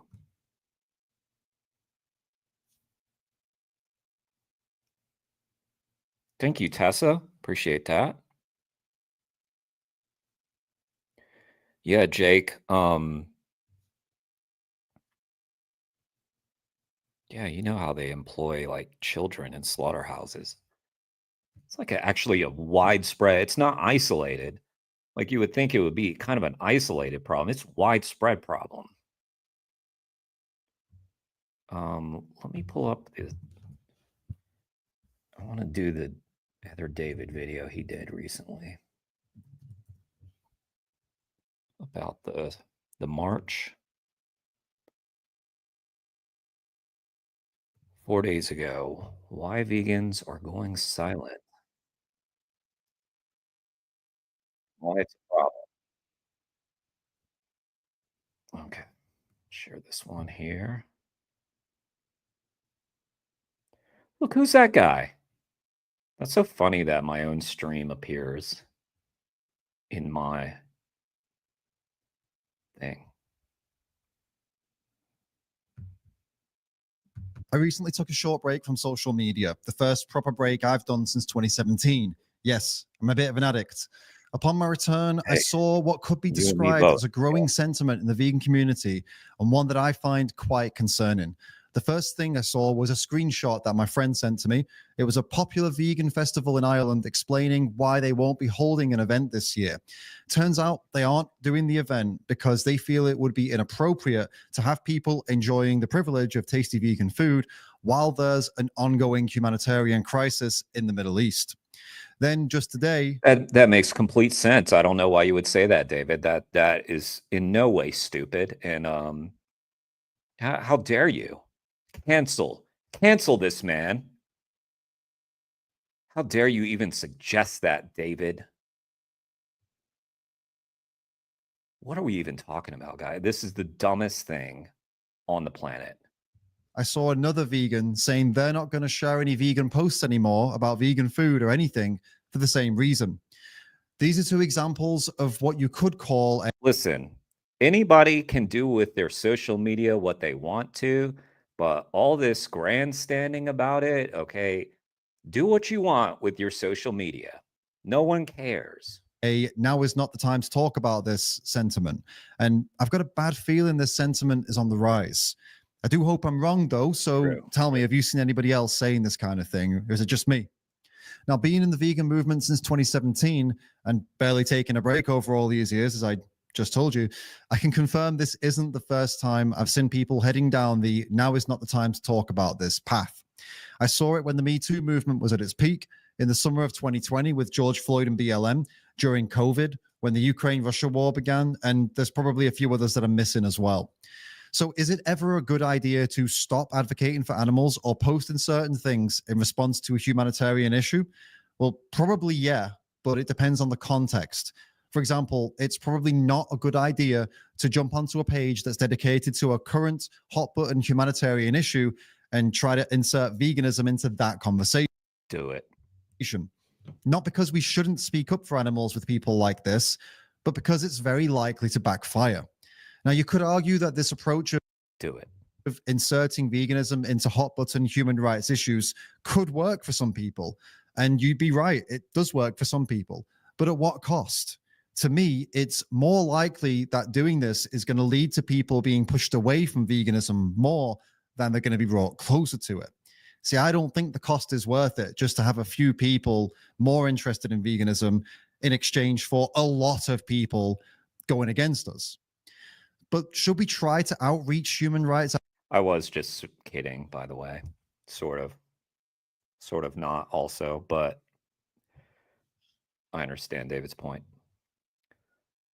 I also don't think it would be highly inappropriate in all situations. In fact, I've seen some great activism where vegans have gone to like events like pro-choice, pro-life rallies, and talk to them about things, gone to climate marches and talk to them about eating animals. It's very appropriate in some cases, maybe not in all cases. I'll grant you that, David. But I would argue, and I know you agree with this. I know it's a strategic question, but advocating for animals is never inappropriate. Now, whether it's strategic or not, that's another question. Advocates who are passionate about justice, I mean, it makes sense, doesn't it? Because they're passionate about justice. The thing is, though, in most cases, bringing up veganism to an activist passionately speaking on an emotional humanitarian crisis would be like bringing up veganism to a firefighter while he's fighting a wildfire. You're probably not going to get anywhere good with it. Now, I don't think activism should only be based on what's morally right. We should also consider what's likely to work, and more importantly, what's likely to do the opposite. So sure, there are some circumstances where now isn't the time to talk about this, probably makes sense. But does it make sense to cancel a vegan event in a Western country due to a humanitarian disaster on the other side of the world? Does it make sense for a vegan in America to stop posting about vegan food for the same reason? Now, I understand the emotion involved in a decision like this. Don't get me wrong. The guilt of enjoying tasty vegan food and the privilege of being able to focus on animal rights due to having a good life with the stable food, financial, and living situation. So I get it. Sometimes you can feel bad about those things. The animals are not having a good life, okay? That's what they're missing when they're saying, oh, it's not appropriate because there's a humanitarian crisis. Well, there's a crisis for the animals going on as well. That's ongoing, never ending. Especially when other people are suffering so much. But just look at it practically for a minute. Canceling that event or not making a post, doesn't help anyone caught in a crisis. It only hurts the animal cause.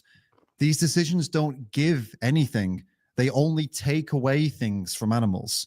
They take away support. They take away any possible impact. And again, you could just, if that's how you feel, you can not post about it. And nobody's going to be like, hey, I noticed you didn't post about animals today. No, the reason why you're getting called out right now by David is because you made some like big post about like, well, while this is going on, I will not post about animals. Okay. I don't know, guys, like our social medias, we probably take them a little too seriously, don't we? Including maybe even reacting to it, like caring that people are making these grandstanding things. But the reason for this video, I'm pretty sure, was the march, which is kind of a bigger deal than someone saying, I'm not going to post about something for a while. Like, who cares? Your posts were probably going to an echo chamber anyway. Let's just be real. I try to post very frequently on my social media, but I'm highly aware that the people who are seeing it are either vegans or animal rights people, probably the people who, there's going to be a few here and there that see it, but a lot of the people, they have like blocked me or shadowed me or whatever because I don't know what the word is, muted me, because they don't want to see like animals being brutalized every day. I want them to, but I can't force them to see that. So, yeah.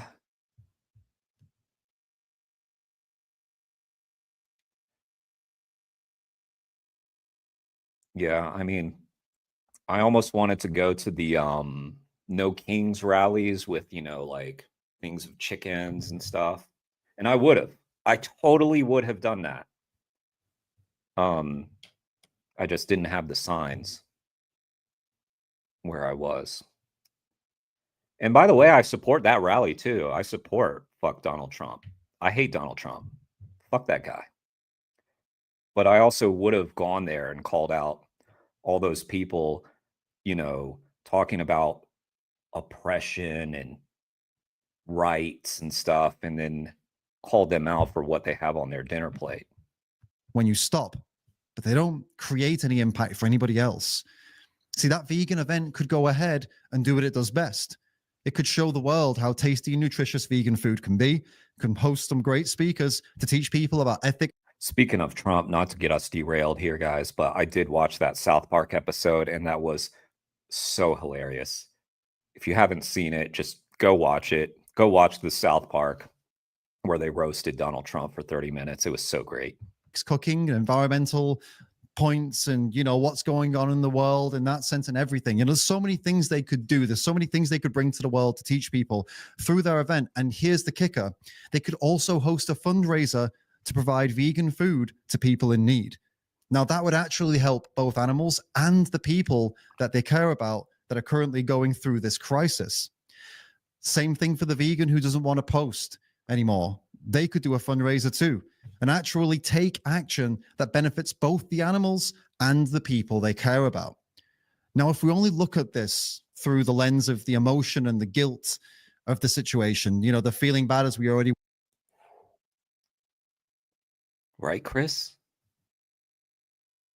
Look at that follow through, right? It's all in the wrist. It's all about the wrist. Went through, feeling bad about being at a cool vegan event, feeling bad about having the privilege to focus on animal rights and veganism. I understand if it's the emotion that's driving the decision to not do those things, right? It's understandable to be overwhelmed and emotional when you see all the horrors of the world and feel like you don't feel like it's right to post. You don't feel like for you it's the right thing to do. I get that. But I don't think it makes sense to treat this as anything other than a personal preference, something you feel for yourself. Right. I don't see any way to make it into something moral, like a moral claim, like we shouldn't be talking about this right now, because that doesn't make sense. Because if you actually went ahead with your work, if you held the event or if you made the posts, you could actually help, as we've acknowledged, the animals and those people in need. So although I empathize and understand the sentiment of trying to be respectful or conscious of the current landscape, and of course, if a human rights issue directly impacts you or could impact you, then yeah, it's in our best interest to act on it. We can't do activism for animals if we have no rights. But unfortunately, at least it seems to me that some vegans and some advocates are a little bit too eager to put animals in the back seat when human issues are present. I'm Greg. I'm Gabby, and we're the founders of Magic Spoon. We grew up loving cereal. We quickly realized. And I do get it, though, because for most people, it's easier to empathize with other humans. This is just a fact of reality. People tend to feel much more strongly about issues that affect other people. It's just how it is. And I'm far from an expert on all the human rights issues going on in the world, but I did do a little research, and here are 5 massive humanitarian issues from the last 5 years. What's going on in Sudan right now is insane. There's a massive civil war and a famine. It's the largest displacement crisis in the world, with over 12 million people displaced and about 5 million facing emergency food insecurity, with hundreds of thousands of children dead. And the death rates are reaching up to 3.6 per 10,000 children under 5 daily. What's going on in Yemen with ongoing civil war and chronic famine. UNICEF described this in 2020 as the largest humanitarian crisis in the world, with up to 19 million people food insecure and an estimated 130,000 children dead. In 2023, 21.6 million people still required humanitarian assistance. In Tigray in Ethiopia, there is a famine that's currently going on since 2020. 150,000 to 200,000 deaths by early 2022, with estimates of up to 900 a day in the worst period. At the peak of it, 13 million people faced acute food insecurity. which is just absolutely insane. Then there's the Horn of Africa and the mega drought that was going on from 2020 to 2023, left over 46 million people affected, with 13.5 million internally displaced, 4.5 million refugees, 9 million women at elevated risk, and around 43,000 excess deaths in Somalia alone. And then, well, okay, David, but then why are you talking about veganism? Huh? Wow. Way to out yourself, David. This is a good video. I'm really glad David made this video. there's the Haiti famine in 2024, just last year. 5.4 million people, nearly half the population. Yeah, I haven't heard anybody talking about these conflicts or throwing the animals aside because of these conflicts. Suffered from crisis or worse, insecurity with food insecurity conditions. Just look at those horrific humanitarian crises from the last 5 years. And trust me, if we keep going back, we're going to find even more. Now, I think it's important to acknowledge something here. When we look back and we see all these horrible things happening to humans, something becomes clear. It is never a good time to talk about animals. And I'll repeat that because I think it's important. There is never a good time to talk about animals. If we stop talking about animals every time there's a human crisis, we'll never talk about animals. But that's only if we look at this through a human lens. Right. Now, over 2,000 land animals are killed for meat every second. If we had fish, that number increases drastically. Okay, guys, we got 850. We've got about, okay, I'm going to try it. Hang on. I'm starting animal stats at Vegan Calculator right now. And then we have all the other animals suffering every minute of every day in all the other industries that breed, mutilate, exploit, and kill them. When we look at this through an animal lens, it's always a good time to talk about animals. So prepare your activism well, work hard on your rhetoric, and ensure it is as effective as you can make it. And be careful around any hot button topics if you don't feel right engaging with them through a vegan or an animal rights lens. And if you're passionate about other causes, by all means, do whatever you can to help them. But please don't stop speaking for animals. We need vegan and animal rights events, and we need vegans speaking up, whether it be posting vegan food or talking about animals and the ethics, posting recipes, environmental facts, making art, whatever it is, all the ways you can have a positive impact for animals and the ways you can normalize making changes for them. Please don't stop doing that. Most animals can't stand up and they can't fight for themselves. And compared to human issues, they have very, very little support, both in terms of activism and people and financial support. They are by far the least supported beings on our entire planet, okay? They need every single one of us who can and cares to step up and keep working. Fuck yeah, David. Here we are. Oh. That many animals.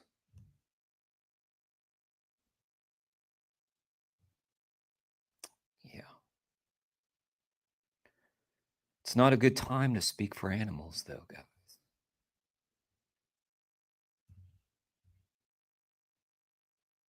Sorry, wild caught fish. You're just going to have to wait.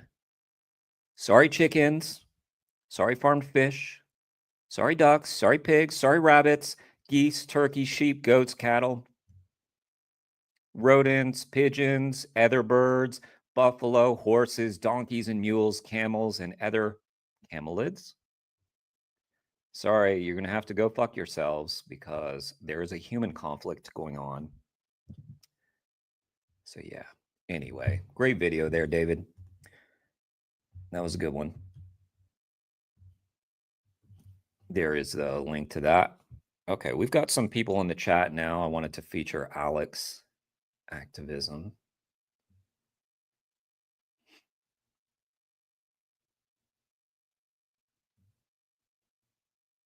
Okay, let's see.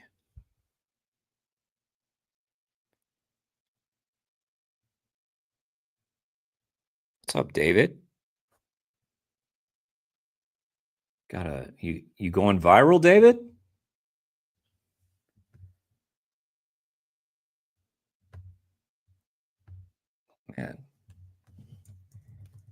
David over here going viral on us.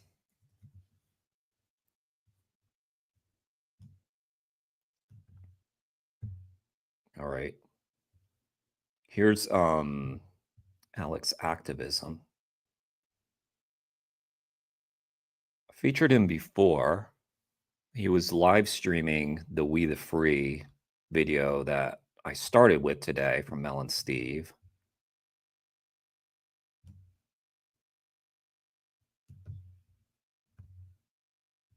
I'm here at a pig farm, and this is the reality. The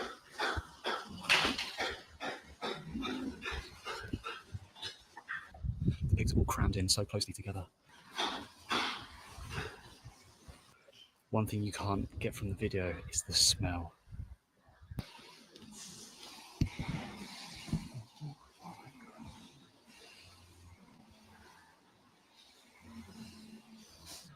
This place is massive. Hundreds of pigs. Spooked and scared. Yeah, but Alex, there's a human conflict. So why are you there? This is offensive. It really stinks. And the heat, you can really... Yeah, it stinks what you're doing, Alex. Feel the heat. I'm sorry, I'll take this seriously. This is far worse than I ever thought it would be inside. Look at all their faces. There's so many of them.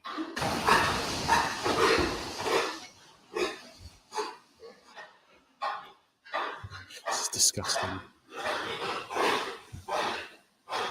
You can hear the coughing.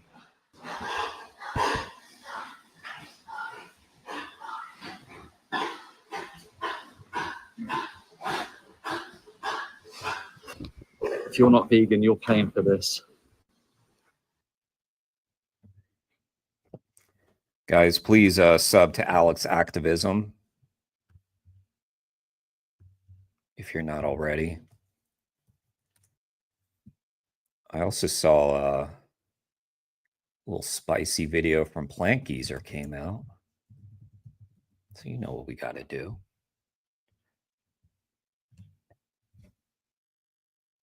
Spicy one. Farmer pulls weapon on vegan.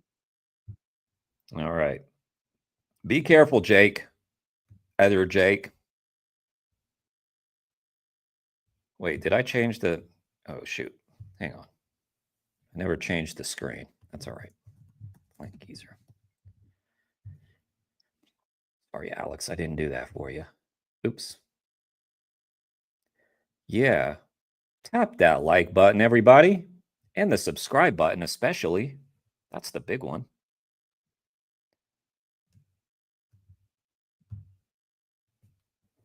Plant Geezer.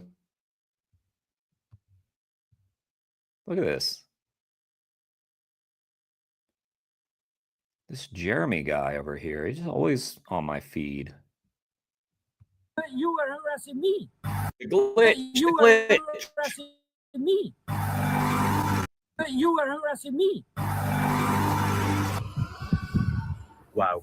Is that sexual harassment or?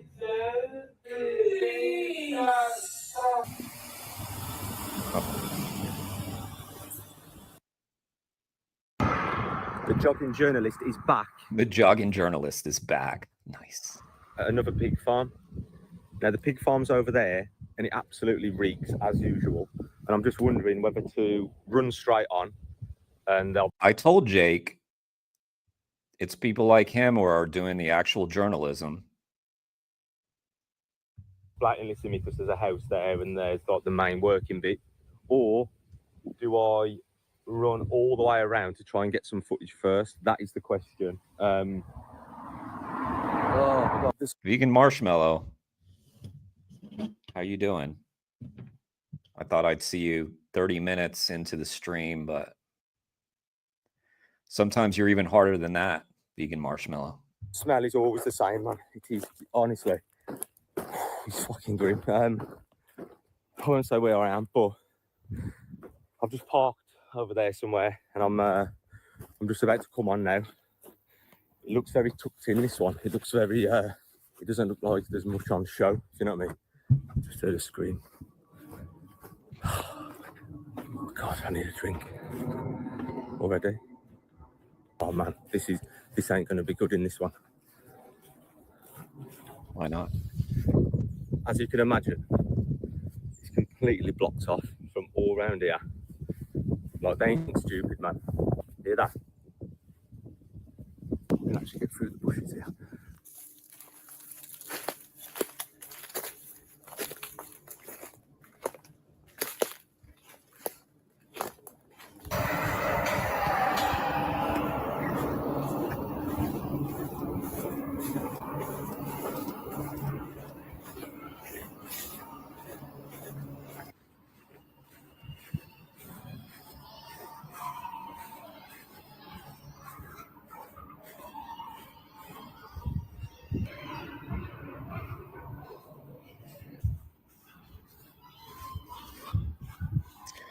Well, yeah, sure, Jake. I bet you edited that sound in there because I watched your debate with that farmer lady, and she told us that, most of the times when we hear the pigs squealing, it's edited.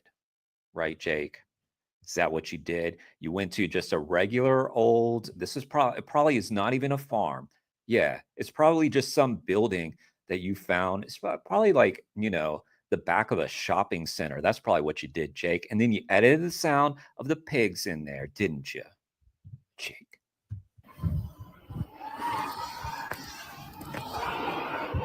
Wait, don't show us.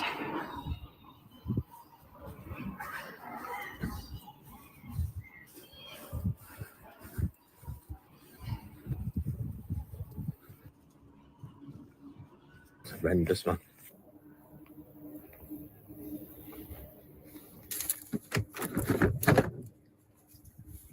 It's so well secured. Honestly, man, it's like Area 51. Yeah, there's the camera, look. Whatever's going on, they don't want you to see, man. I like Jake's just like, there's a camera. Yeah, just walk right on by. Someone keeps whistling, so honestly, this is the worst one I've heard. Yeah, I'm gonna have to go in, man, because they're pissing me off.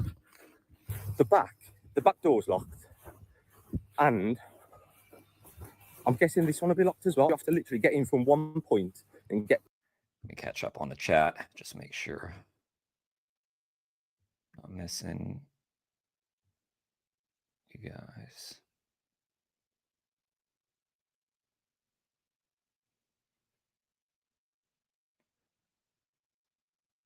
That's true.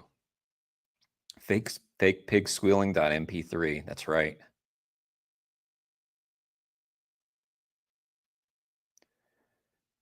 Ooh, David, are you doing something about the marshmallows? Make your way through like a maze. Just make sure you don't tag Ali Tabrizi. He's got real thick skin, that guy. Doors.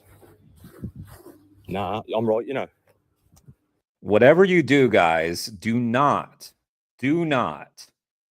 troll Ali Tabrizi's page with marshmallow comments. Just whatever you do not, under no circumstances should you put GIFs of the Stay Puffed Marshmallow Man under Ali Tabrizi's posts. Under no circumstances should you do that. They haven't been open, look. They're just enclosed in that there, and then they're enclosed in that one. Can't even get up far enough to look in.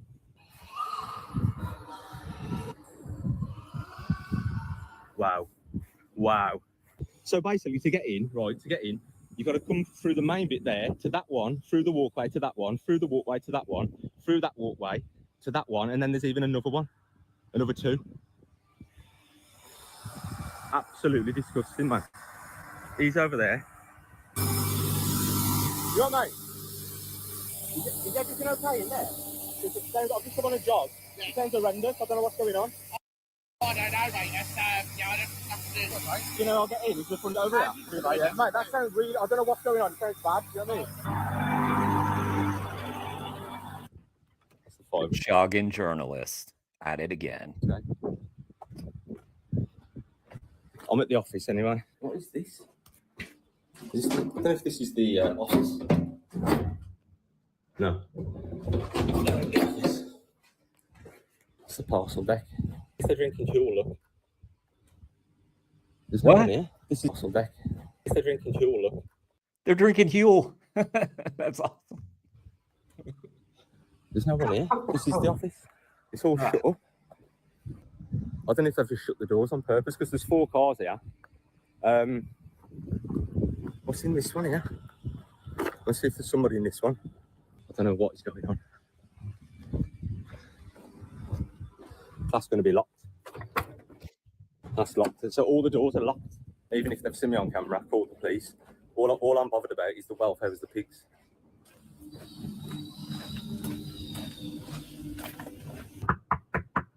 Hello?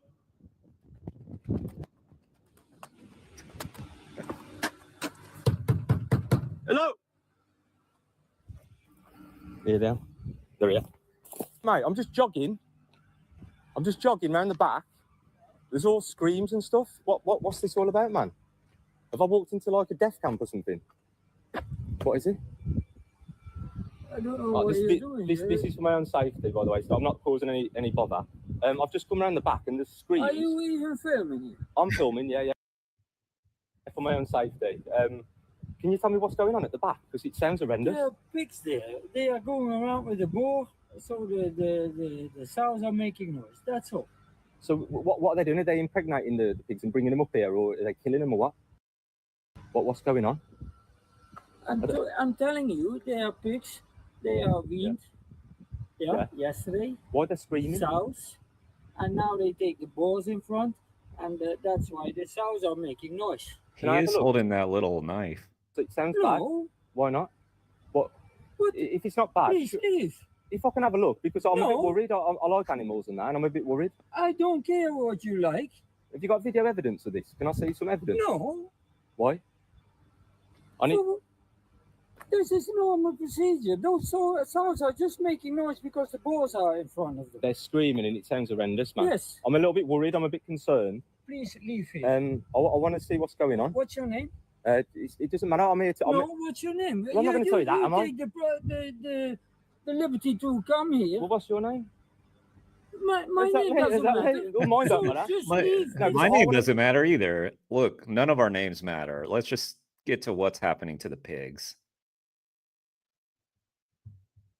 You're not supposed to be here. I want to make sure that you're not being, He's the jogging journalist, dude. Do you not know?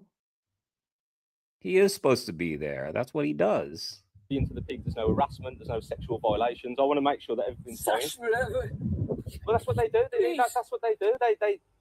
They impregnate the pigs, innit? Who? The people who work here, man. Mate, like imagine if you were trapped in there all day. Is that sexual harassment or what? It is if you fiddle with the parts and get them pregnant, isn't it? If what? If you fiddle with their parts and get them pregnant with the tubes, with the tubes they put in them. It's artificial insemination. Yeah, it's disgusting, mate. It's absolutely vile. Please leave. Come on. Can you should I call the police? One question, please. Can I ask one question? One question. Call the police. Can you blame? You are harassing me. I'm not. I'll stand over here then. I'll stand over here and I won't harass you. But can you tell me? Do you blame me for being here when I've heard them scream? You are not supposed to be here. Well, if you were locked up like them in the heat, if you were locked up like these animals, would you want me to save you? What heat? This heat, man. Look at me. I'm dripping. There's ventilation inside. Would you like it if you were inside? Can you blame me for coming? I'm working here. Would you want me to come and save you if you were locked in there getting impregnated? You don't have to save me. I'm fine over Well, you're lucky because you're not a pig. This enslaved in the back of there, screaming their head off because of some evil. Do you know what I mean? Let me have a look in here. I want to have a look in here because I want to see if there's anything illegal going on. It's horrendous, man.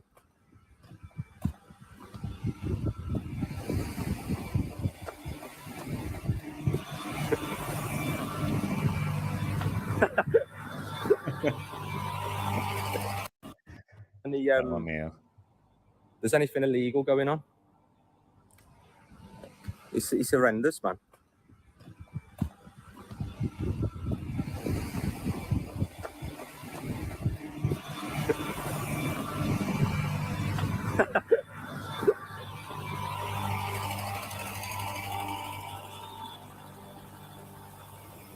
God. I am so happy that this channel came across my feed one day. Jake, There are no words. This is awesome. Okay, there's one word. Awesome. There's probably other words, Jake, but look, I'm just going to play the video because it's great. What's your name? What's your name?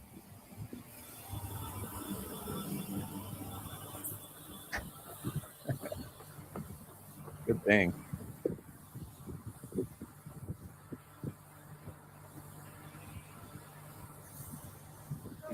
He's like that geezer off the PS1. You know, the geezer, the madman who chases you.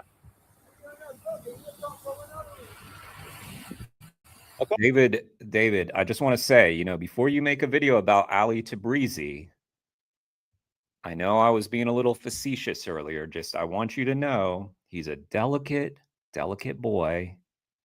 So go easy on him.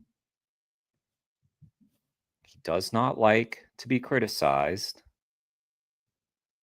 or mocked in any way. And you should know that his video was about much more than marshmallows, okay? Do not reduce it to marshmallows for comedic value. Under no circumstances, David. Yeah, we need a Jake video game. It's kind of what I feel like.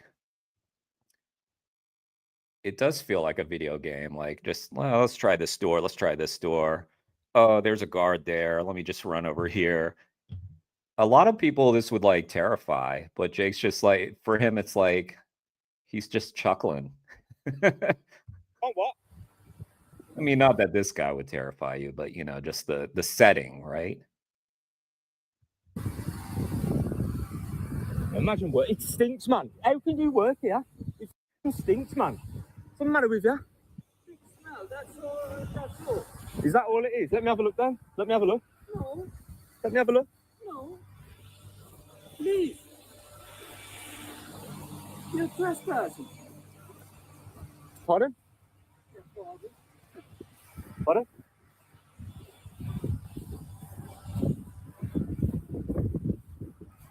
How you can sleep at night? You work here for what, 10 hours a day? And you go home and you sleep. You manage to sleep as well. You don't even know what's going on. Well, show me then. Show me. This is a normal Show me then. indoor big Yeah, show me then. Show me. I'm not showing you. I wonder why. I wonder why you ain't showing me. Because you people do trying to abuse those what we are doing. We talked about it. He's got me laughing. He's on this horrendous pig farm, and I'm laughing over here. It's funny. Man, come on, Jake. You got me laughing. We're making different. I'm embarrassed. Yeah, we should.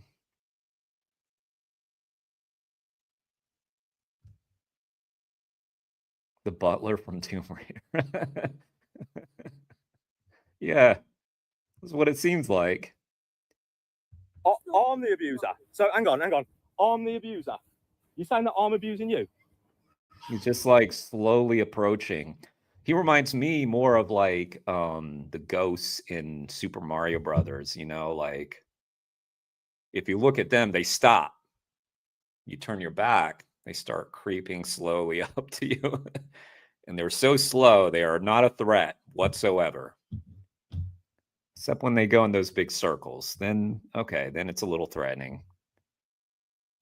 One ghost, not intimidating. Right, you got a family, yeah? We are not harming pigs. They're not harming pigs. No. You got a family? You're a nice, loving father. Eat meat and I Yeah, you got a family, so you're a nice bloke to your family and that. I imagine you're a nice bloke, yeah? And you come here and see this suffering and this evil. It's not suffering, it's not evil. Well, show me. Then show me. No, I'm not showing. They won't show you. Why won't you show me? Why? Because you interpreted your own way. I don't like it. He said because you'll interpretate it your own way. Well, he's interpreting it a certain way. Maybe you should correct the record and show him what's inside there. He's just asking you to correct the record. Ghost from Mario Brothers. That's all. Butler from Tomb Raider. Whoever you are. In a negative way. So, You do a good job. so if I put the camera up there, it's fine. No, Why is it not fine? because we don't allow you to do. Why don't you allow? Every other company you can walk in. Just explain to you. You people. He might have called the cops. I'm not sure. He didn't talk on them though. You just use it, try to use it against us. These pigs are fine. Every You do everything according to the rules.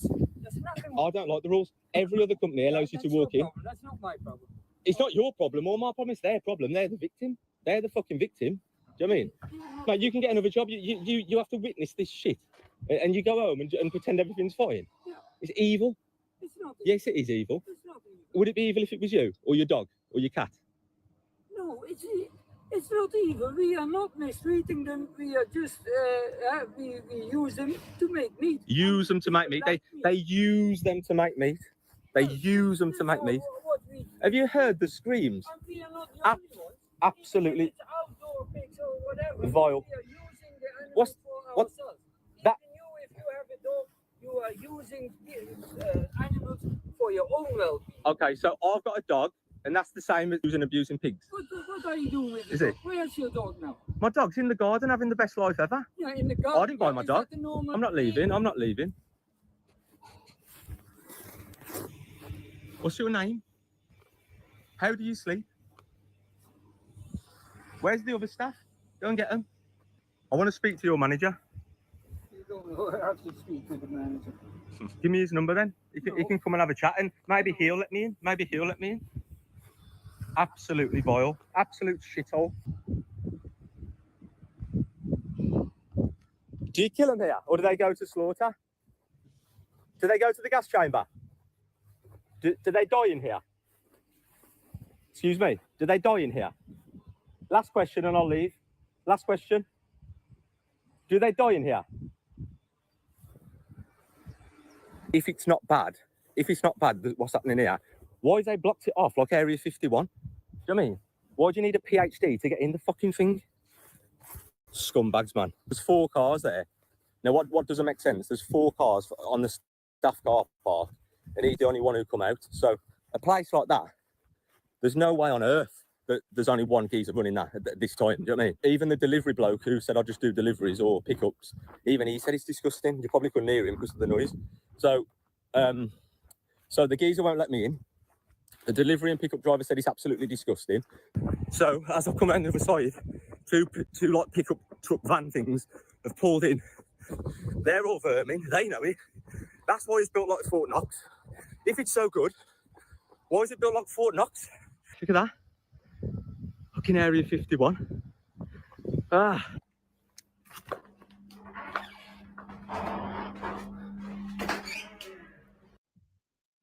Damn, good video, Jake. He's just stepping it up. Gotta hand it to him.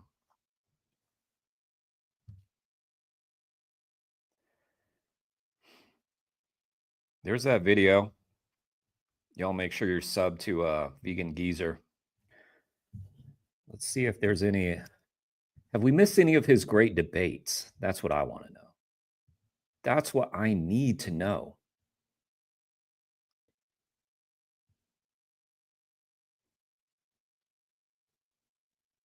Oh boy. I blame the whites. Okay. Let's watch this one. All right. Girl blames the West for her dairy consumption. We're going to stay with Plant Geezer here. All right. The thumbnail was, I blame the whites.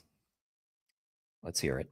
And at the same time, you guys have like the highest rate of cancer and all that going on. Because they rape Oh, cows. that's no good. I'm telling you, man. Yeah. Breastfeeding is not allowed from cows. And I agree too. Thank you very much. And at the same time, you guys have like the highest rate of cancer and all that going on. I've never seen that because I didn't know even this one. Yeah, You showed me that. Evil, mate. Yeah, evil. I just don't understand why I shouldn't. I believe that the human body isn't built for it. Oh, yeah, Chris? Why is that? Just dietary. like digestively. We struggle to process it. Yes. Because I obviously don't drink breast milk. I do milk. from a cow's breast. Oh yeah, from a cow. It is breast milk, isn't it? It comes from a breast. It's true. What do you think about it? What do I think about it? Should we be doing it, or do you think that it's had its day now and we did it for survival? I've been over there about the pig in the cage. Yeah. And it does make you think about things. Doesn't it? Hey, Chris, I just added you as a moderator so that you can put links. Could you link me to that? And maybe even the timestamp, and we'll check it out. I disagree. Why, man? Because of all the antibodies that baby would get. Antibiotics or antibodies? It does. It does, So you know what? don't Because it's think hidden, about isn't it. it? You just go to Tesco, get your 4 pints. Yeah. Yeah. Have your cereal, not think about it. Do you think if you saw a cow getting violated under the you know what just to produce the milk, do you think you'd think differently if you were then to go and buy something with milk in or a coffee? You probably would, wouldn't you? By the way, guys, please hit the subscribe button if you're not subbed to the channel. Please hit the like button. Do all those things, you know, that you're supposed to do. You have to do, are required to do when you're at a channel that you like or even dislike. You know what? If you dislike it, hit the thumbs down. That also helps, apparently. Thumbs down the video.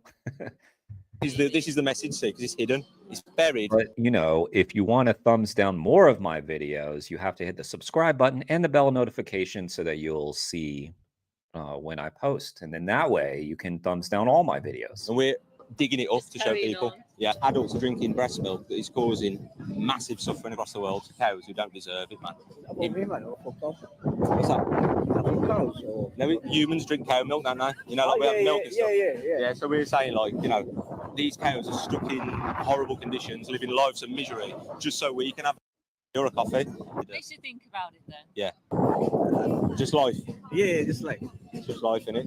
Mate, look at this. Oh, no. They're stuck in these. They're stuck in these farms, these facilities, just lying in their own excrement. And then as soon as they have babies, they're taken from them. Yeah. And it's just evil, man. Like all this, just so we can have a bit of milk in our coffee or tea. You know what I mean? Or it is from cows. It's the same. What do you think? It's not bad. Behind dairy is a lot of evil, misery, suffering. Like, it's not good, but people don't see it because it's hidden. And I've got some footage on my phone that could make people cry. It's that bad. But people don't see it, see, they don't think about it. Cows getting raped and stuff like that. What do you think? Do you know that goes on, or? You see, the thing is, I'm African. We respect food. You what, sorry? We respect our food. Do you like animals at all, like dogs, cats, or anything like that? Would you feel sorry for an animal if I just kicked it in the or something like that, or if I raped a dog in that bush? Like, I mean, now, if you said that animals come to, first is a human. It's what, sorry? The first thing is this human did this to live. Yeah, maybe back in the day, yeah. So there's no need to do this anymore. So people are still doing it, and we're here to say, look, this is evil now. There's too many people. We're getting these cows, confining them in spaces, raping them. We shouldn't be raping cows for a coffee, should we? Yeah. So I have grown up taking milk. Yeah. I did as well. Until I realised that everything we buy, cheese, milk, coffee, you know, anything that's got milk in, is a result of rape and misery. Got it, Chris. We'll check that out after this one. It's just a mass production, like a production line of cows getting raped, basically. That's what it is. By the way, guys, you know, I've modded a lot of people so that y'all can send me links and stuff. I don't really get trolls in here that much, but if you ever do see a troll, don't boot them. You know, maybe if I ask you to boot them or something, but it doesn't happen very often. But I want to make sure that non-vegans feel like they can be in here so they can engage with the content too. But obviously people don't think about that. I think when you think about it from the point of it being like multi-millionaire kind of companies, that's where it comes in. But like I said, where I come from, we learn how to respect food, so we don't really... Yeah. When you say respect, in these countries, is there anything respectful about abusing animals just so you get a product from it? You know, so would you say there's a good way to kill an animal, a good way to forcefully impregnate the animal to get the milk? Like, what do you mean by respect? Don't take it like the business side. Okay.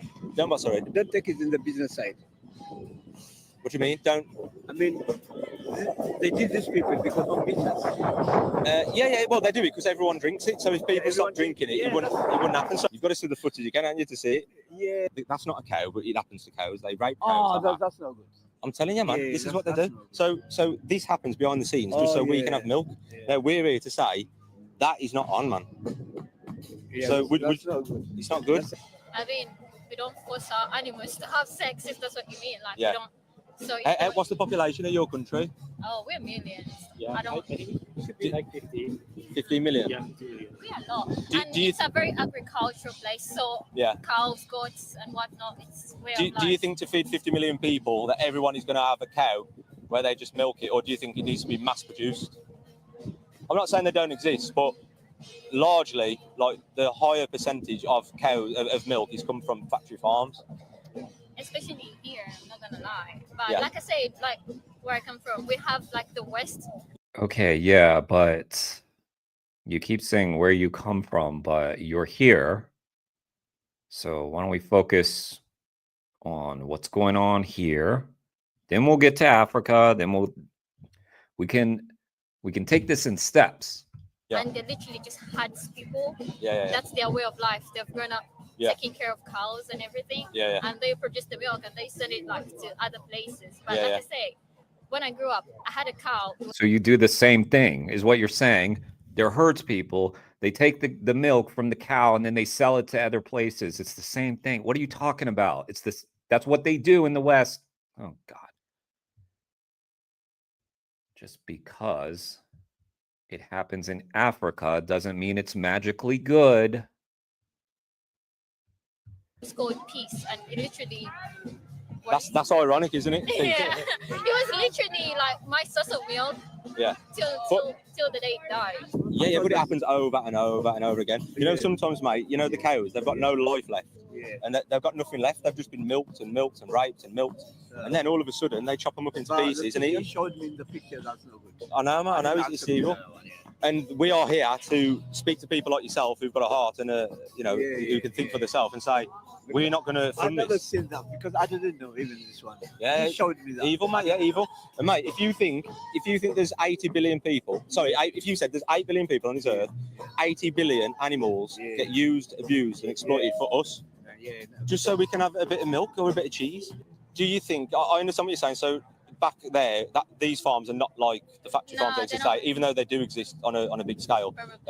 Would you say that from the cow's point of view, in a small farm, who is going to get forcibly impregnated and have children and have his milk took, do you think that is okay, or would you say that it's the same? Because for me, I think if you were the victim, I think it would be the same if you were in a factory farm or a small farm. You know what I mean? And like when I show people this, they're disgusted, but then they'll go somewhere and buy milk. But they're funding this. They're funding it. Do you know what I mean? It's not good, man.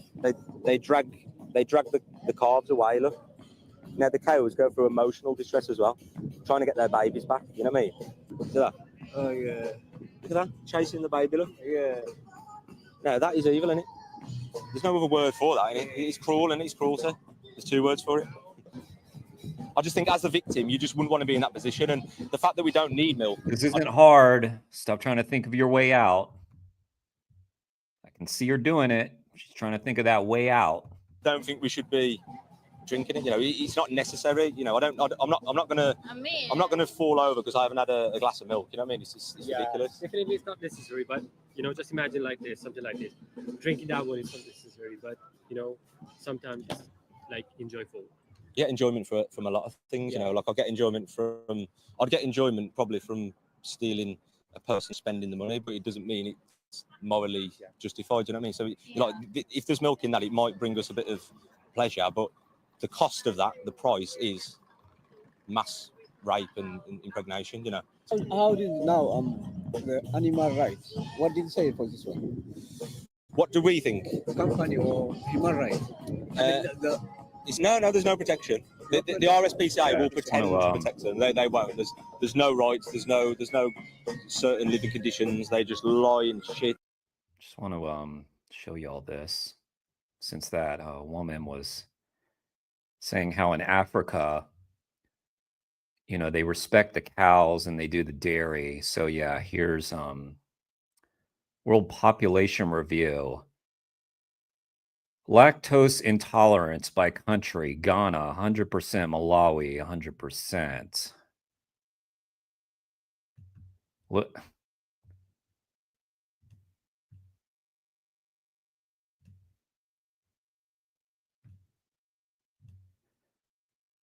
Oh, look. All these African countries. Wow.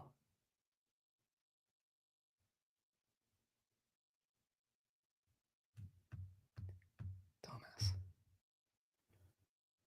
Oh, man.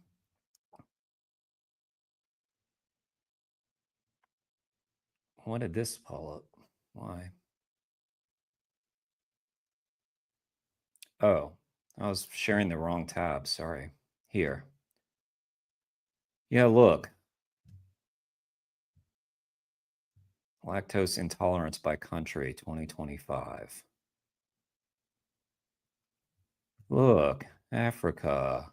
A lot of places in Africa.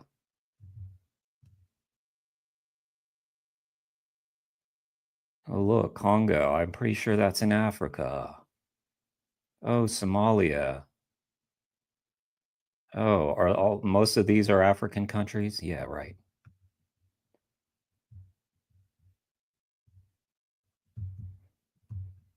They piss down their own leg. They tremble in fear. They cry. They scream. They get raped. This is why we're saying. What did they say for this? Nothing, because it's so big. They won't stop it. No, I mean RSPCA or yeah. Well, they just put a stamp on it and go, yeah, it's fine. Is it? That's all they do. Yeah. Because this is food for us. Yeah. Like say if a person has problems Oh, I breastfeeding got their that tab open. to afford things like Aptamil or to think about plant-based alternatives. So the literal alternative for them is milk. And who's that? Sorry. Like where I come from. Yeah. That's like the alternative. I'm sorry, where do you come from? Please share. But here, you guys have very many alternatives. You have oats. Are you living here? The RSPCA won't even come. Where is she from? This is Well, they just put a stamp on it and go, yeah, it's fine. Is it? That's all they do. Yeah.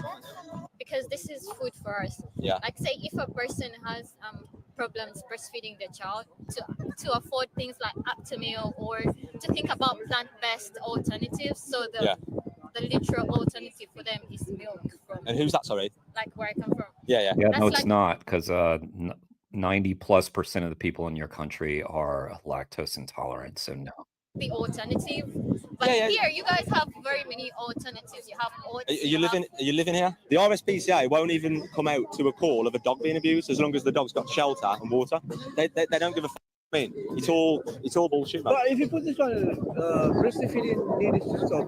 Yeah. But people they don't understand what you mean. I mean, You didn't understand, but you do now. You need to more explanation. You need to put that. I did to you. Now you've seen that now, I haven't you? didn't know before. Oh yeah, of course, man. Yeah. But now you've seen that, you know, don't you? Yeah. Thank you.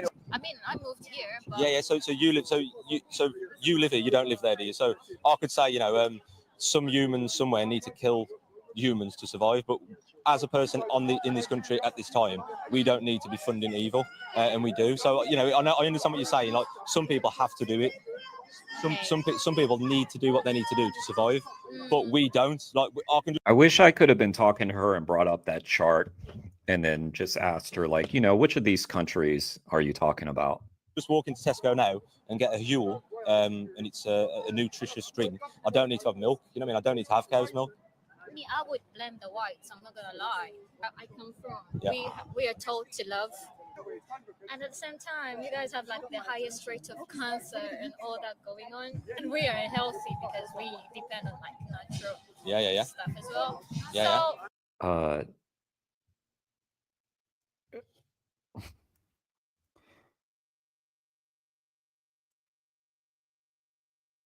Okay. She's saying that in the UK, they have the highest rates of cancer but they're healthy in Africa. Because Right. you guys have like the highest rate of cancer and all that going on, and we are healthy because We are healthy. depend on like natural Yeah. stuff as well. Yeah. Yeah. Okay.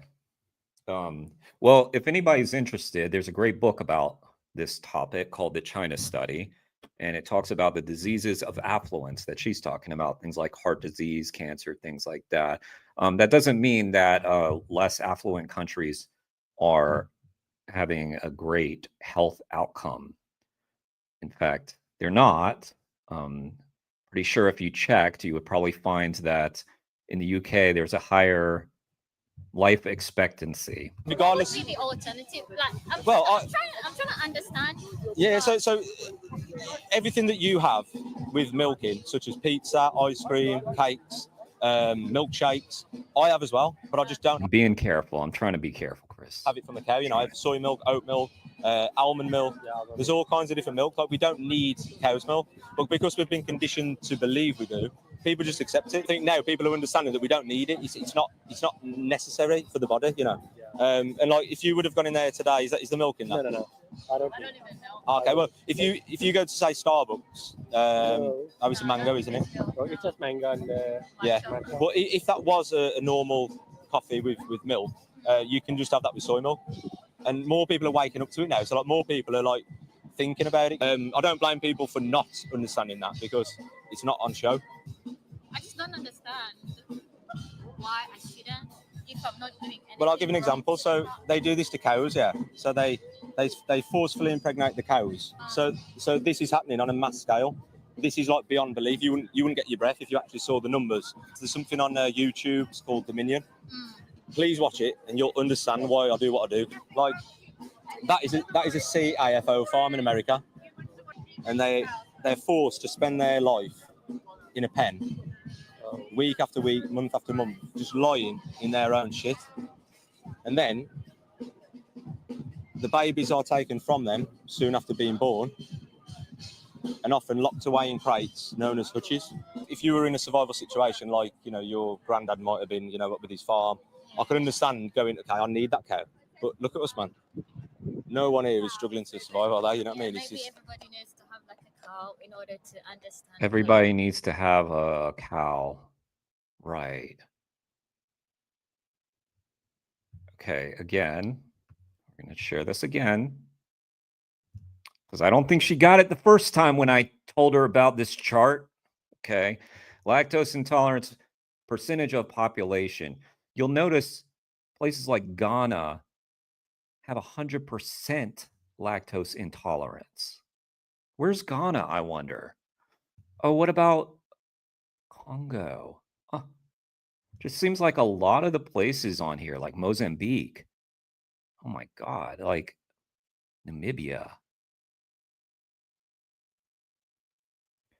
Just seems like a lot of places in Africa have a high rate of lactose intolerance, doesn't it? So maybe no. Maybe no. Maybe you didn't need the cow after all. In fact, maybe the cow was making everybody sick in the village, huh?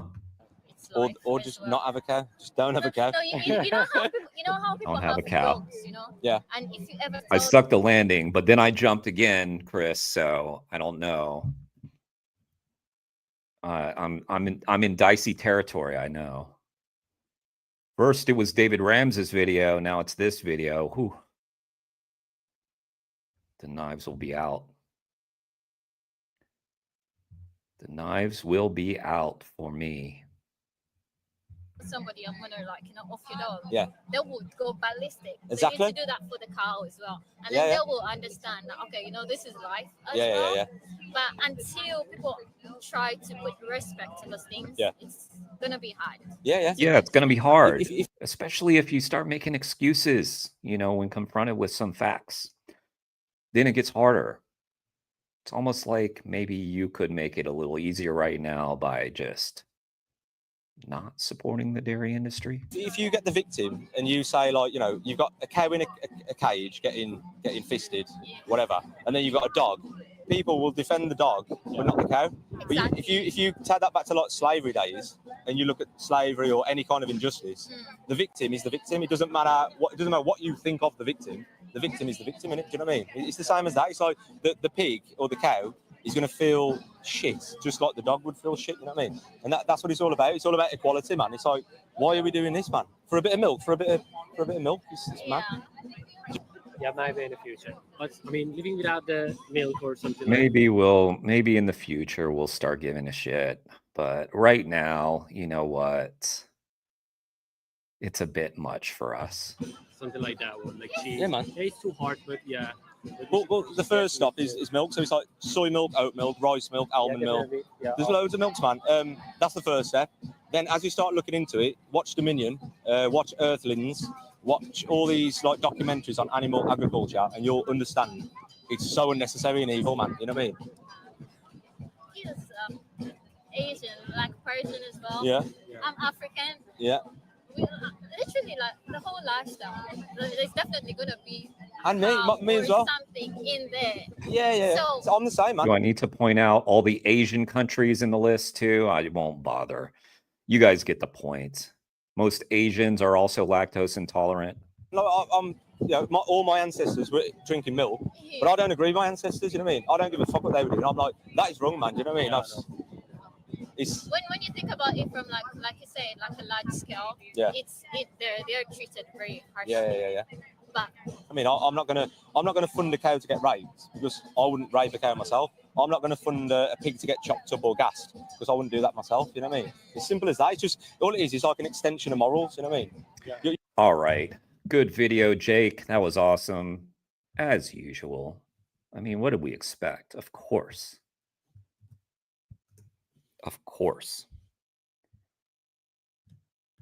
Yeah, the maybe later stance, Alicia. That's what we got from them, unfortunately. Unfortunately, that's what we got. Professor Paul Wood versus Chris Bryant on the Dublin Declaration and Global Burden of Disease. All right. Okay. We've reacted to some Chris, but we haven't seen him debate yet. So let's check this out.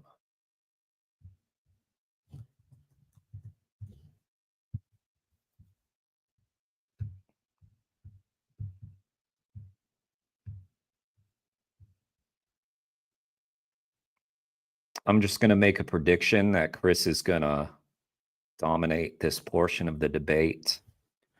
I don't think if it was an embarrassment that he'd have sent it to us. So let's see how Chris dunks on this guy. Should be good. Just to wrap up, I'm interested to know about your views on animal suffering, animal ethics, the morality part of factory farming. I know this isn't something that you talk about or write about much, but if you have any views on that kind of side of things, I'd be interested. Yeah, look, I again, I've been on various bodies like the dairy board. We have very strict, regulations around how animals are handled, and we have strict prosecutions when animals are inappropriately handled. No, you don't. But continue. The fundamental I'd say to you is that having been out on a lot of farms and met a lot of farmers and that, the concept that they would mistreat their animals in any deliberate way doesn't make business sense. I mean, fundamentally, farmers, it's not a hobby. Farming is a business, okay? And farmers they do need to kill them. I have no problem. Look, if you want to get fundamental to the fundamental issue, I have no problem with the fact that we kill animals and we consume them. We actually we domesticated them for that purpose. Well, that's great. And neither does, I would say, neither. Yeah, and that's the whole point of why he's asking you about it. Instead of just like following society and going along with it and being like, oh, I'm such a follower, he's actually challenging your morality right now. So why don't you instead, you know, sort of grapple with it. I'm fine with it, whatever. It does 90. It makes no sense for them to mistreat their animals, even though they've got a business to run and they're, you know, trying to crank out this number of animals per, and the animal doesn't want to go this direction. So, you know, how do you make the animal go this direction? They don't want to go in that direction. They don't want to go in the slaughterhouse. So how do you do that without mistreating the animals, sir? % of the population. So we want to actually go out and have a vote on it, then a democratic vote on should we be allowed to kill animals and eat them, then we're pretty clear what the vote is. I just said that to push back on your claim that it doesn't make business sense to abuse the animals in any way. Like, yeah, exactly. That's not true, though. That's not true. I mean, it makes total business sense to cram them in as small as possible, to raise them as cheaply as possible. That's exactly makes business sense. No, exactly. You're putting a philosophical difference because the animals at the end are killed and eaten. No, he just made a welfare argument to you. So he just said it makes sense to cram the animals together in as tight a space as possible. That makes perfect business sense because it does. I wonder, who is this guy? Paul Wood? Who's that?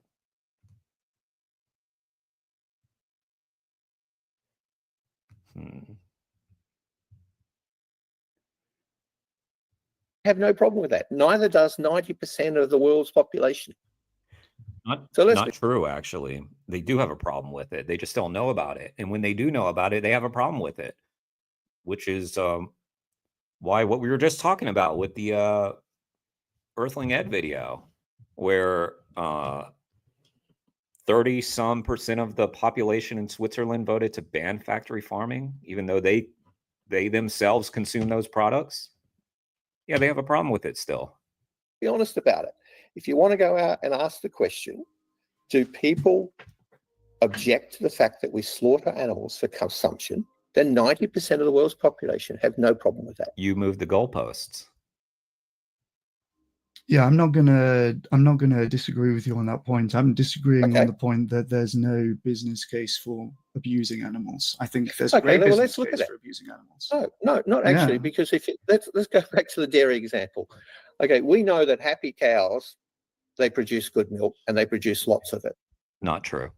Okay, and so the more time they spend in this is an amazing fabrication that has pervaded, you know, that the dairy cows, if they're not happy, they're not going to produce good milk. It's just a straight up lie. It's just made up fairy tale nonsense.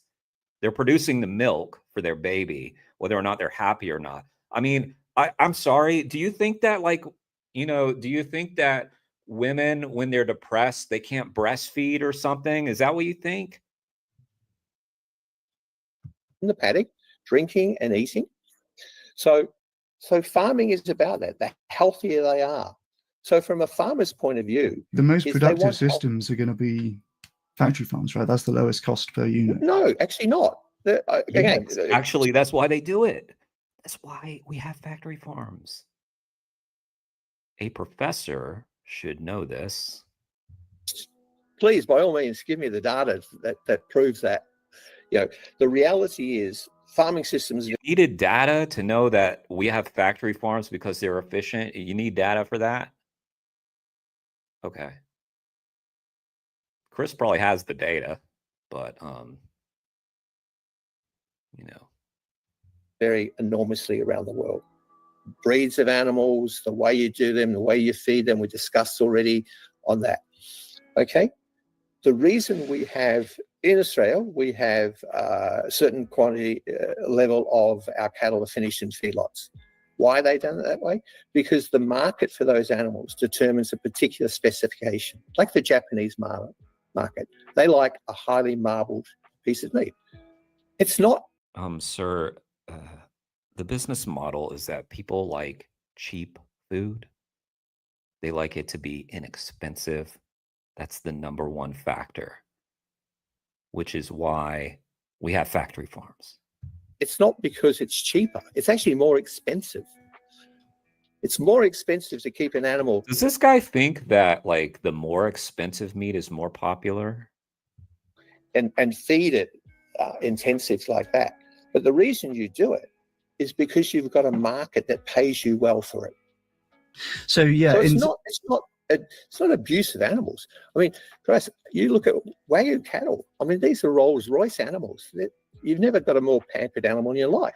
Okay. Wait. We can go to Before you speak, Chris, I want to just point out that he just inadvertently, but very casually and very revealing, that he referred to cows as an inanimate object, which was very appropriate. Chris, you look at Wagyu cattle. I mean, these are Rolls-Royce animals. You've never got a more pampered animal in your life. Okay, look, again, we can go to like the examples of the very high welfare animals. There are factory farms. The majority of meats come from factory farms. The majority of animals are on factory farms. Why are they doing it if not for economic efficiency? Are they wrong? Have they got their business plan wrong? It doesn't make sense to abuse the animals. Why is poultry well overtaken red meat? It's because of cost. People have demanded cheaper product. I thought you just said that cost doesn't matter. It's not because... Right, because abusing the animals on factory farms was cheaper and made business sense. No, because they wanted to pay a certain price. Okay, so you match to the client. So, okay, whatever. I mean, as I said, these are economic systems. Okay, but you're equating a factory farm with abuse. I would disagree with you on that. Oh, really? Do we see abuse of animals? Yes, we do see it. Oh man, send them Dominion or Earthlings. I hope you send them a link and say, hey, professor, you might want to watch one of these. And when we see it, it's heavily judged. And what kind of things would you classify as abuse if not factory farm? So we're talking about keeping animals in cages, forks on end, being unable to move and express their natural behaviors, being unable to get medical attention. Is that not abuse in your mind? A lot of them dying just straight up from. If you look at say feedlots, then the animals get more attention. The last thing you need in a feedlot is a sick animal. So in Australian feedlots, they're largely outside, but they're confined. Oh, he's Australian. Okay, so he could send him Dominion.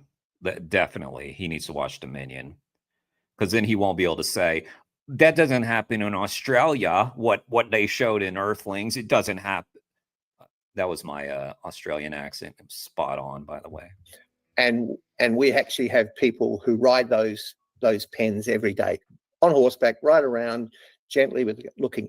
As soon as they see an animal that looks in any way suspicious, it's pulled out and put in a separate pen. So, pulled out and put in a separate pen. That sounds lovely. This fantasy that you're describing also sounds really weird and dystopian, but yeah, sure, go ahead. The idea that we pen these animals up and ignore them is actually quite the reverse. Yeah, no. He's not saying you ignore them. He's saying you abuse them.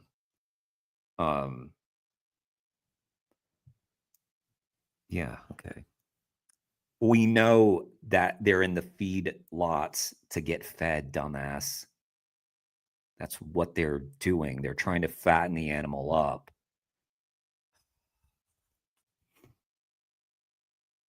Maybe we could all call ourselves professors now, since we've surpassed this guy.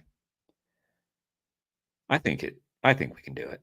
Professor Jeremy Loeb from now on. Again, you're kind of going to like high welfare instances. I'm talking about the majority of animals which are on factory farms. You're making the assumption that a factory farm is an abuse. I'll just correct. I would not agree with that at all. And if you made the comment that it's abuse because they don't get medicated, well, they do. Same as in a dairy.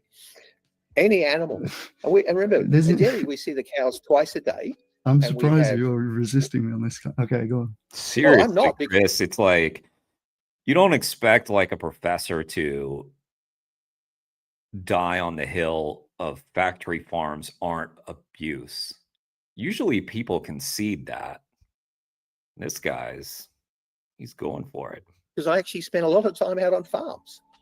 So the difference I find sometimes on online when I'm debating with people who want to tell us how to farm. Okay, who want to tell farms how to farm. They've never been on a farm. Okay, they make an assumption. They say, "Oh, factory farm bad." It's not actually correct. That's all the statement I'm making. Okay, so in terms of the animal suffering, listen, I don't think that we're. Do you disagree with me that there is farm animal abuse and suffering occurring on factory farms? Are you disagreeing with that part? What I say is that's why we have regulation. Where there is abuse, it is not tolerated. Wow. So just even be. Yeah, I know. I know in your head right now, Chris, you're like, I don't know what to do with this. I don't know how to work with this. Things which are legal, right? Being in a cage for weeks on end, be it like... There's nothing illegal with putting an animal in a cage. That's the point he's making. You're appealing to the regulation schemes. He's saying the things that are legal are not good. Yeah. I understand that, yeah, but it could still be wrong. It could still make the animal suffer. Well, that's your opinion, okay? It does not happen to be the majority of people's opinions. It is in fact, the majority of people do agree that putting them in cages is wrong. I've got some survey data on that. Yeah. In some circumstances, yes, and we're seeing, particularly for egg laying, okay? So we're seeing free range and things like that. So there are changes, but the reality... I wish this guy acts like he knows the industry. I wish he could describe for us a free-range farm. I would love to hear his definition of what a free-range farm looks like. What he is. No one's backing off wanting... Oh, I know what it would be. Old MacDonald had a farm. Right? That's his understanding. Cheaper poultry. I mean, the cheapness of poultry, which has led in America, they eat twice as much poultry as they do beef. Okay, that's not just chickens; that's turkeys, obviously 4th of July, etc.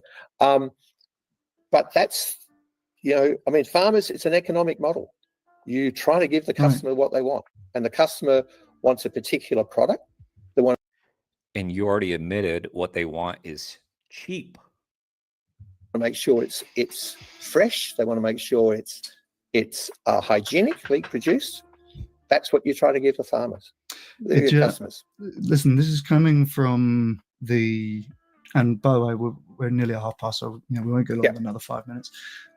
This is coming from your claim that it doesn't make business sense for farmers to abuse their animals or mistreat their animals or something like that. But that's not, I mean, do you think that it doesn't... They're running an economic model. You are detached from reality, sir. Okay? Right. If I've got a lot of sick animals, I'm losing money. So the concept that I would abuse my animals, that I wouldn't... See, the thing is, dude,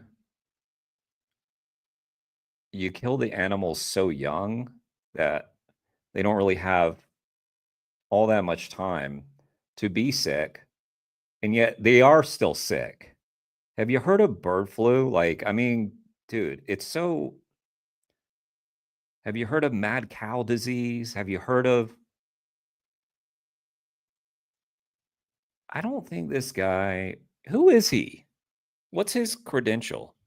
Like, why is he here? Treat the animals. And as I said, what I'm trying to say is, what is my evidence? Well, one... But if you have those animals in their high welfare, like preferred conditions, clearly it's more expensive to rear them than if you have them in intensive. This is why we do factory farm. This is why we have intensive, right, high stocking densities. We talk about stocking densities. That's the main thing. The reason we have so many animals in confinement in America is where they're produced. When I lived in Michigan, the winters are -20, -30. You America.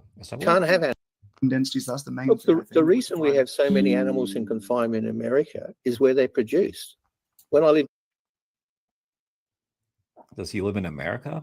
I thought he was Australian. In Michigan, the winters are minus 20, minus 30. You can't have animals outside.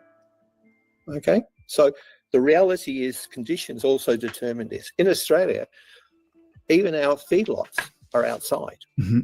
Okay, they're pens. They're fed high quality rations. Depends on the market they're going to.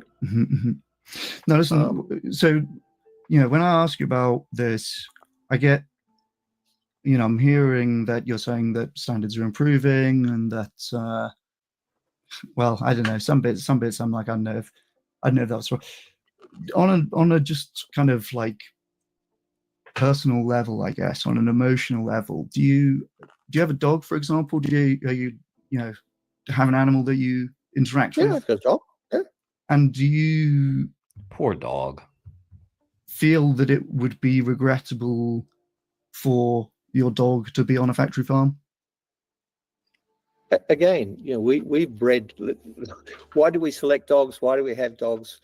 We selected them and we bred them for companionship. We bred all the sort of behaviors. Okay, we've bred all these multiple species. I think some breeds of dogs probably shouldn't be allowed because they have inbuilt health issues. So, yes, I think some breeding, some kind of like the chickens that you referenced have inbred health issues. Selective breeding in dogs has gone too far. But I'm not talking about breeding though. You wouldn't want your dog to go on a factory. I'm talking about factory farms, right? Because but you seem to think there's no problem in the case of pigs. But if I were to take your dog and put them in that cage, we didn't breed dogs for meat. We bred dogs. So it's okay if you do?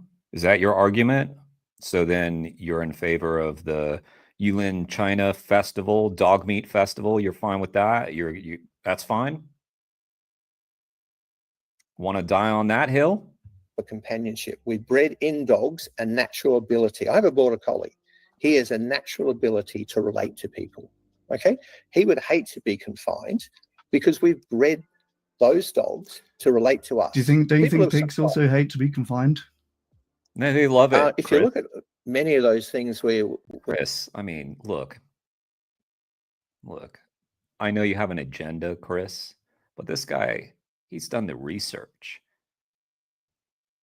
It's cute, it's real cute that you have this sentiment for pigs, but this guy knows the facts, and pigs love it. They love cages. They do. That's what they love. Where they've got, as long as you give them ad lib food and water. Well, we see this in some of the large dairy farms. Say the same for a dog, though. We get a dog on his side, get a cage over him, give him ad lib food and water. Absolutely, you could. Of course, you could. No, but Chris, they're not bred for that. Yes, of course you could. What do you mean, no? Because, well, what you haven't listened to, we bred dogs for a particular. Dogs respond to humans. Okay. Exactly. Okay? It doesn't matter the purpose that they're bred for. You are having a response to say that it would. Sorry, let me catch up on the chat. Let me just see. Michigan's cold, therefore factory farming. Indeed. We knew that factory farming has to take place in Michigan. Nobody was making the claim that you don't need factory farms in Michigan, right? We knew that. If it's not clear, you guys, a lot of you guys just assume this is like a vegan channel, like animal rights kind of based channel, but I'm actually in favor of factory farms as long as it's cold outside. So even in the winter, actually, factory farms are humane. So you're wrong to put a dog on a factory farm. You don't have them to have particular behaviors. So do you think a pig doesn't suffer on a factory farm? Of course not. I think in the situation is we bred those animals for food production. Okay. Do you think they're suffering though? Look, in the end, that animal was slaughtered. I know from your background, you wouldn't accept that at all. But no, I'm not talking about that part though. Are they suffering on the factory farm? I think in most cases, no. Okay. All right. Well, that's probably just as good a place as any to leave it. We won't send your dog there just in case. Even in most cases, if they're not suffering, we'll err on the side of caution. Well, it's okay though. Factory farms are fine. Professor Wood. Anything final to say before we wrap up on your side? No, look, I think, there are some areas where we're going to fundamentally disagree, but in the like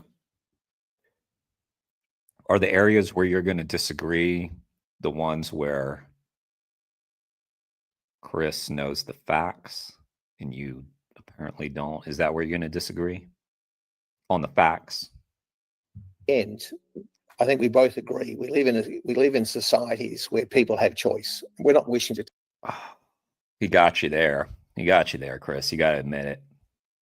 You both agree you live in a society where you have choice, right? Take their choice away. The reality at the moment is 90% of populations agree that we should have animal-based food in our diet. I could say more about this. We do, of course, take freedoms away with respect to all sorts of things that, like, you're not allowed to eat dogs in my country, for example. So there are all sorts of areas where we do already do that. Kind of like taking the animal's freedom away. But again, if you went out and asked people, would they like that? Then you'll probably find very few people would say yeah. So what we're responding to is very few people find our existing animal farming practices to be acceptable. Okay, I'll put it back. 90% of people are happy to eat animal-based protein. Yeah, that's not what he said. They eat animals. In most cases, they're pretty ignorant of what's happening. And if they could press a button that got rid of factory farms, thus ridding them of the need of making any critical thinking choice, or, stand against society, they would press that button. But they just don't want to be the odd ones out. They don't want to be the vegans. They don't want to stand up against oppression. They'd rather talk about oppression on their Facebook pages. Okay? Largely misled about how I was using his strategy, by the way. When you say something and then you just say, okay, all right. That's just a way to make it sound gentle and like you're well reasoned. Okay. it's produced there, because people say things That's like your most opinion. animals. Well, there's survey data showing that people are empirically incorrect. So it's not my opinion. That's your opinion. That's also, remember, we have every government have regulations. Farming regulations are pretty tight on how you handle your animals. So it's not like this is. We've got 95% of people in the UK saying that they find legal practices to be unacceptable from a moral perspective. I think you're on the wrong side of history, Paul. I got to tell you. Well, not really, because if we look at the vegan, it's been about 1% for 20 years. Hasn't grown, hasn't really shrunk. Yeah, what is that the measuring stick you use to find out whether or not you're on the right side of something? Really? Are you that wimpy? Like you have to be like, no, the majority says this. Okay. So the concept of the strict concept that we should not have animal proteins, there's no data to say that people back it. You keep moving the goalposts though? Like you guys were really just talking about factory farming. I mean,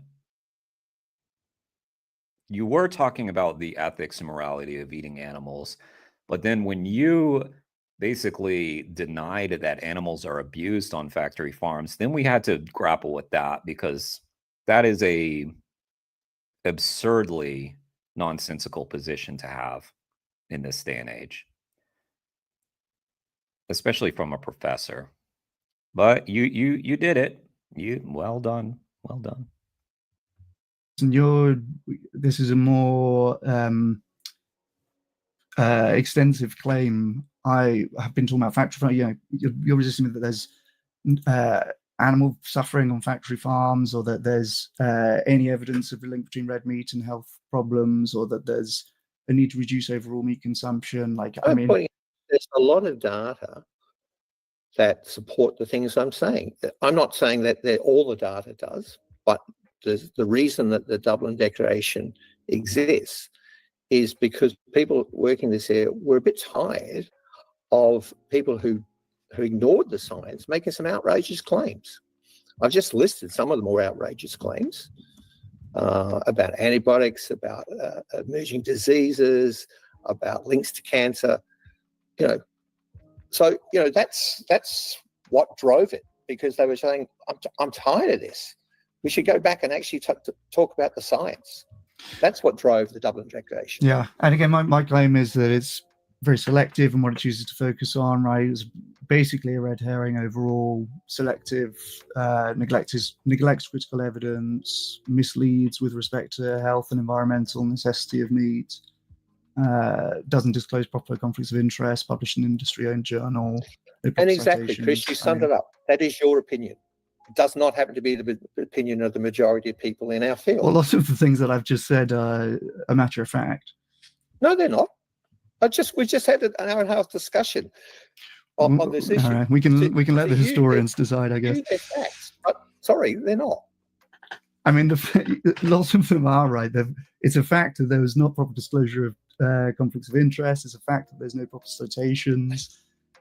Listen, we don't need to go round and round on these. We can go back. Read the papers. They're all there. There's affiliations. Oh, we're going there. to. The references are there. Yeah, we're going to read it. Yeah. We're going to take a so look. I can link to all the parts of these that we've been disagreeing on, but we'd better leave Lori, it. I already pulled up your Dublin Declaration. Since you got one more in the chamber, before go. No, happy. And again, if there's particular things you want me to comment on or evidence you want, I'm more than happy. I posted some data. I'm more than happy to post. To me, it's a scientific discussion we're trying to have. So I'm more than happy to post data on some of these issues. So again, I'll go and have a look at your commentary about, is the methodology been overly changed? Again, happy to have a look at that. But well, that's good. I appreciate that. But the argument that studies of a different design have more weight than others, that's nice job, Chris. By the way, keeping it under control. It wasn't. Nobody flew off the handle. I mean, stylistically,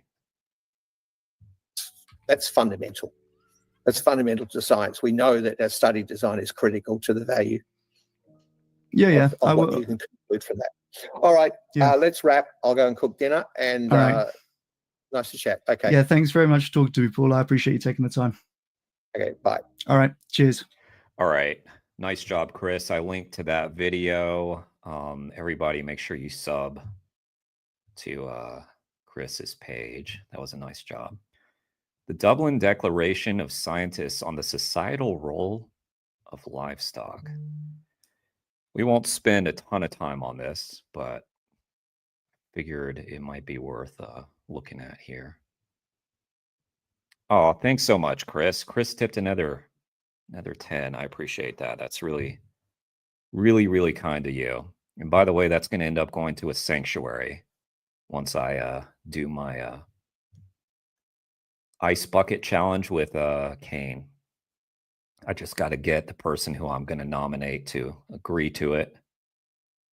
And then you guys will get to see over on my Instagram, maybe on my YouTube too, me dousing myself in ice cold water. Again, I don't know why. You would think like befriending someone like a guy named Kane Defends Animals wouldn't come with ramifications, consequences, but they did. Now I've got to torture myself. Could have just asked me, Kane. Could have just been like, hey, Jeremy, would you donate to some animal sanctuaries with me? No, you couldn't do that, could you, Kane? You had to add something horrible to it as well. I'm just kidding, of course. It's a good idea. Oh, nice.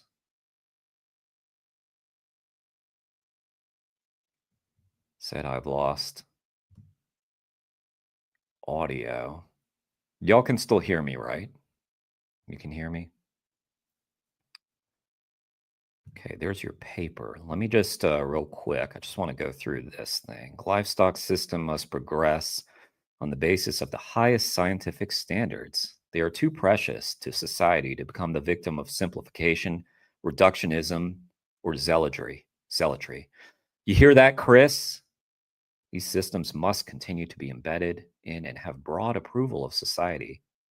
Oh, oh, I see.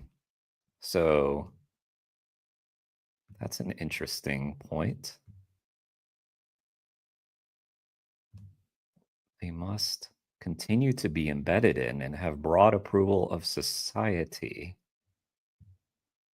Why? Anyway, for that, scientists are asked to provide reliable evidence of their nutrition and health benefits, environmental sustainability, socio-cultural and economic values, as well as for solutions, blah, blah, blah. Yeah, blah, blah. What is this shit?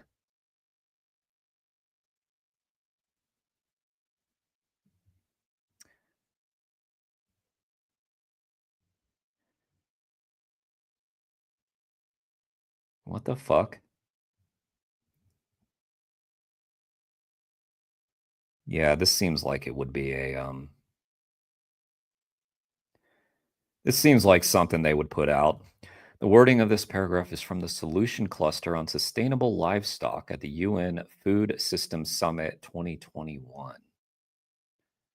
Is that the one where they had like 80,000 lobbyists on hand to make sure that the scientists didn't put out information that, oh, eating animals is destroying the planet, even though that was in their original document?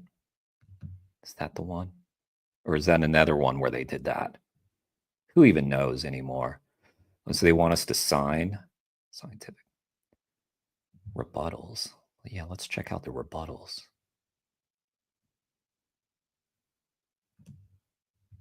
Goodness, goodness, goodness. This is long. Okay. The Denver Call for Action.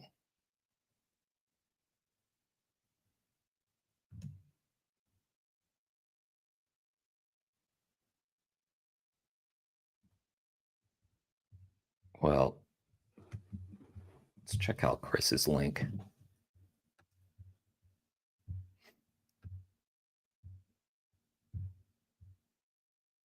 The meat industry's fake lobbying science. Yep.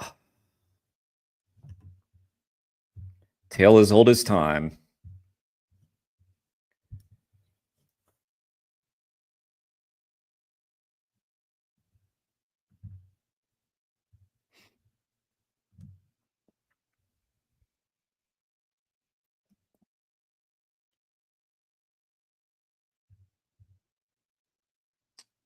Oh, man. I'm really glad people like you exist, Chris, to rebut this nonsense.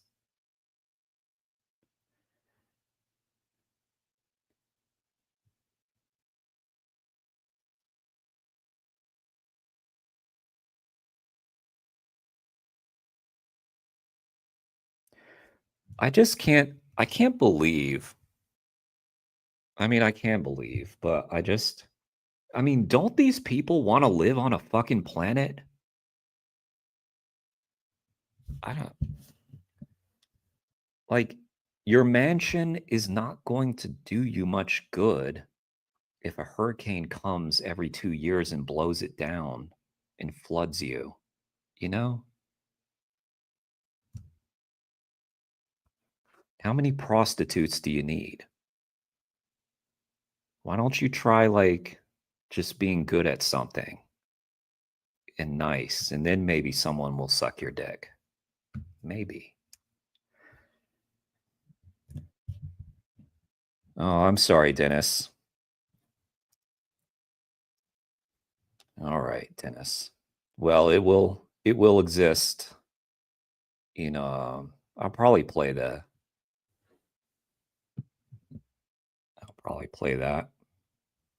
Let's see. Let me scroll back up real quick.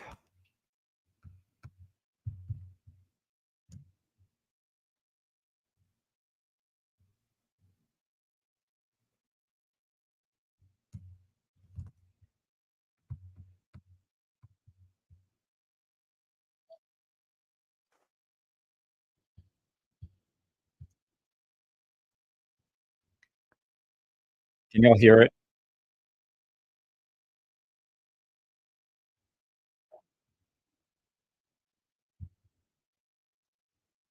Is it muted?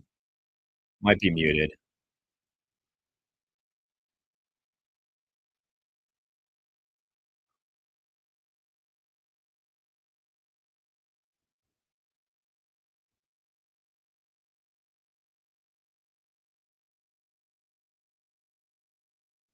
Is it muted?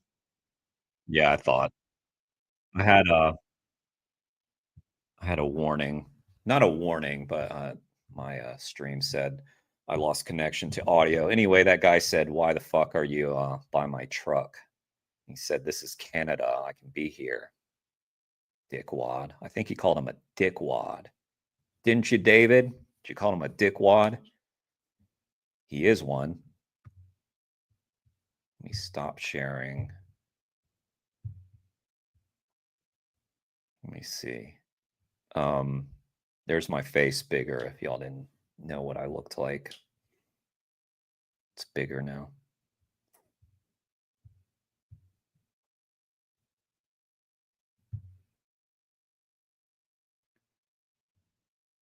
He snapped.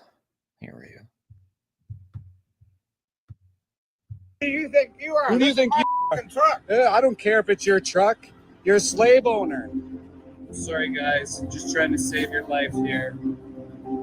This guy's losing his marbles. Hey, get the away from the truck. I'm allowed to be here. This is a sidewalk. This is Canada, buddy. This is my fundamental freedoms of expression. Right? Absolutely it Good is. to have you here. Good to have you here as well. Who the hell do you think you are anyway?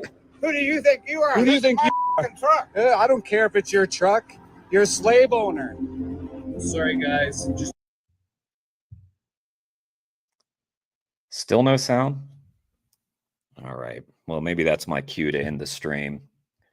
Poor Dennis. I didn't start playing the pirate game. I'm sorry, Dennis. All right. Oh, there's the glitch again. Oh my God. All right. That's definitely my cue to end this. All right, guys. I'm going to end the stream here. Thank you so much. Make sure you're subbed to Chris Bryant.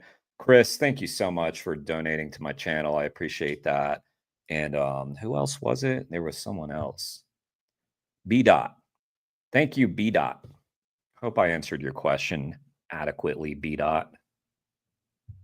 And you guys have a good night. I'll probably play some games in a little while. If you guys want to see what I'm like as a pirate, I'm going to continue that whole pirate thing. It's pretty intense. It's pretty good. Take care, guys.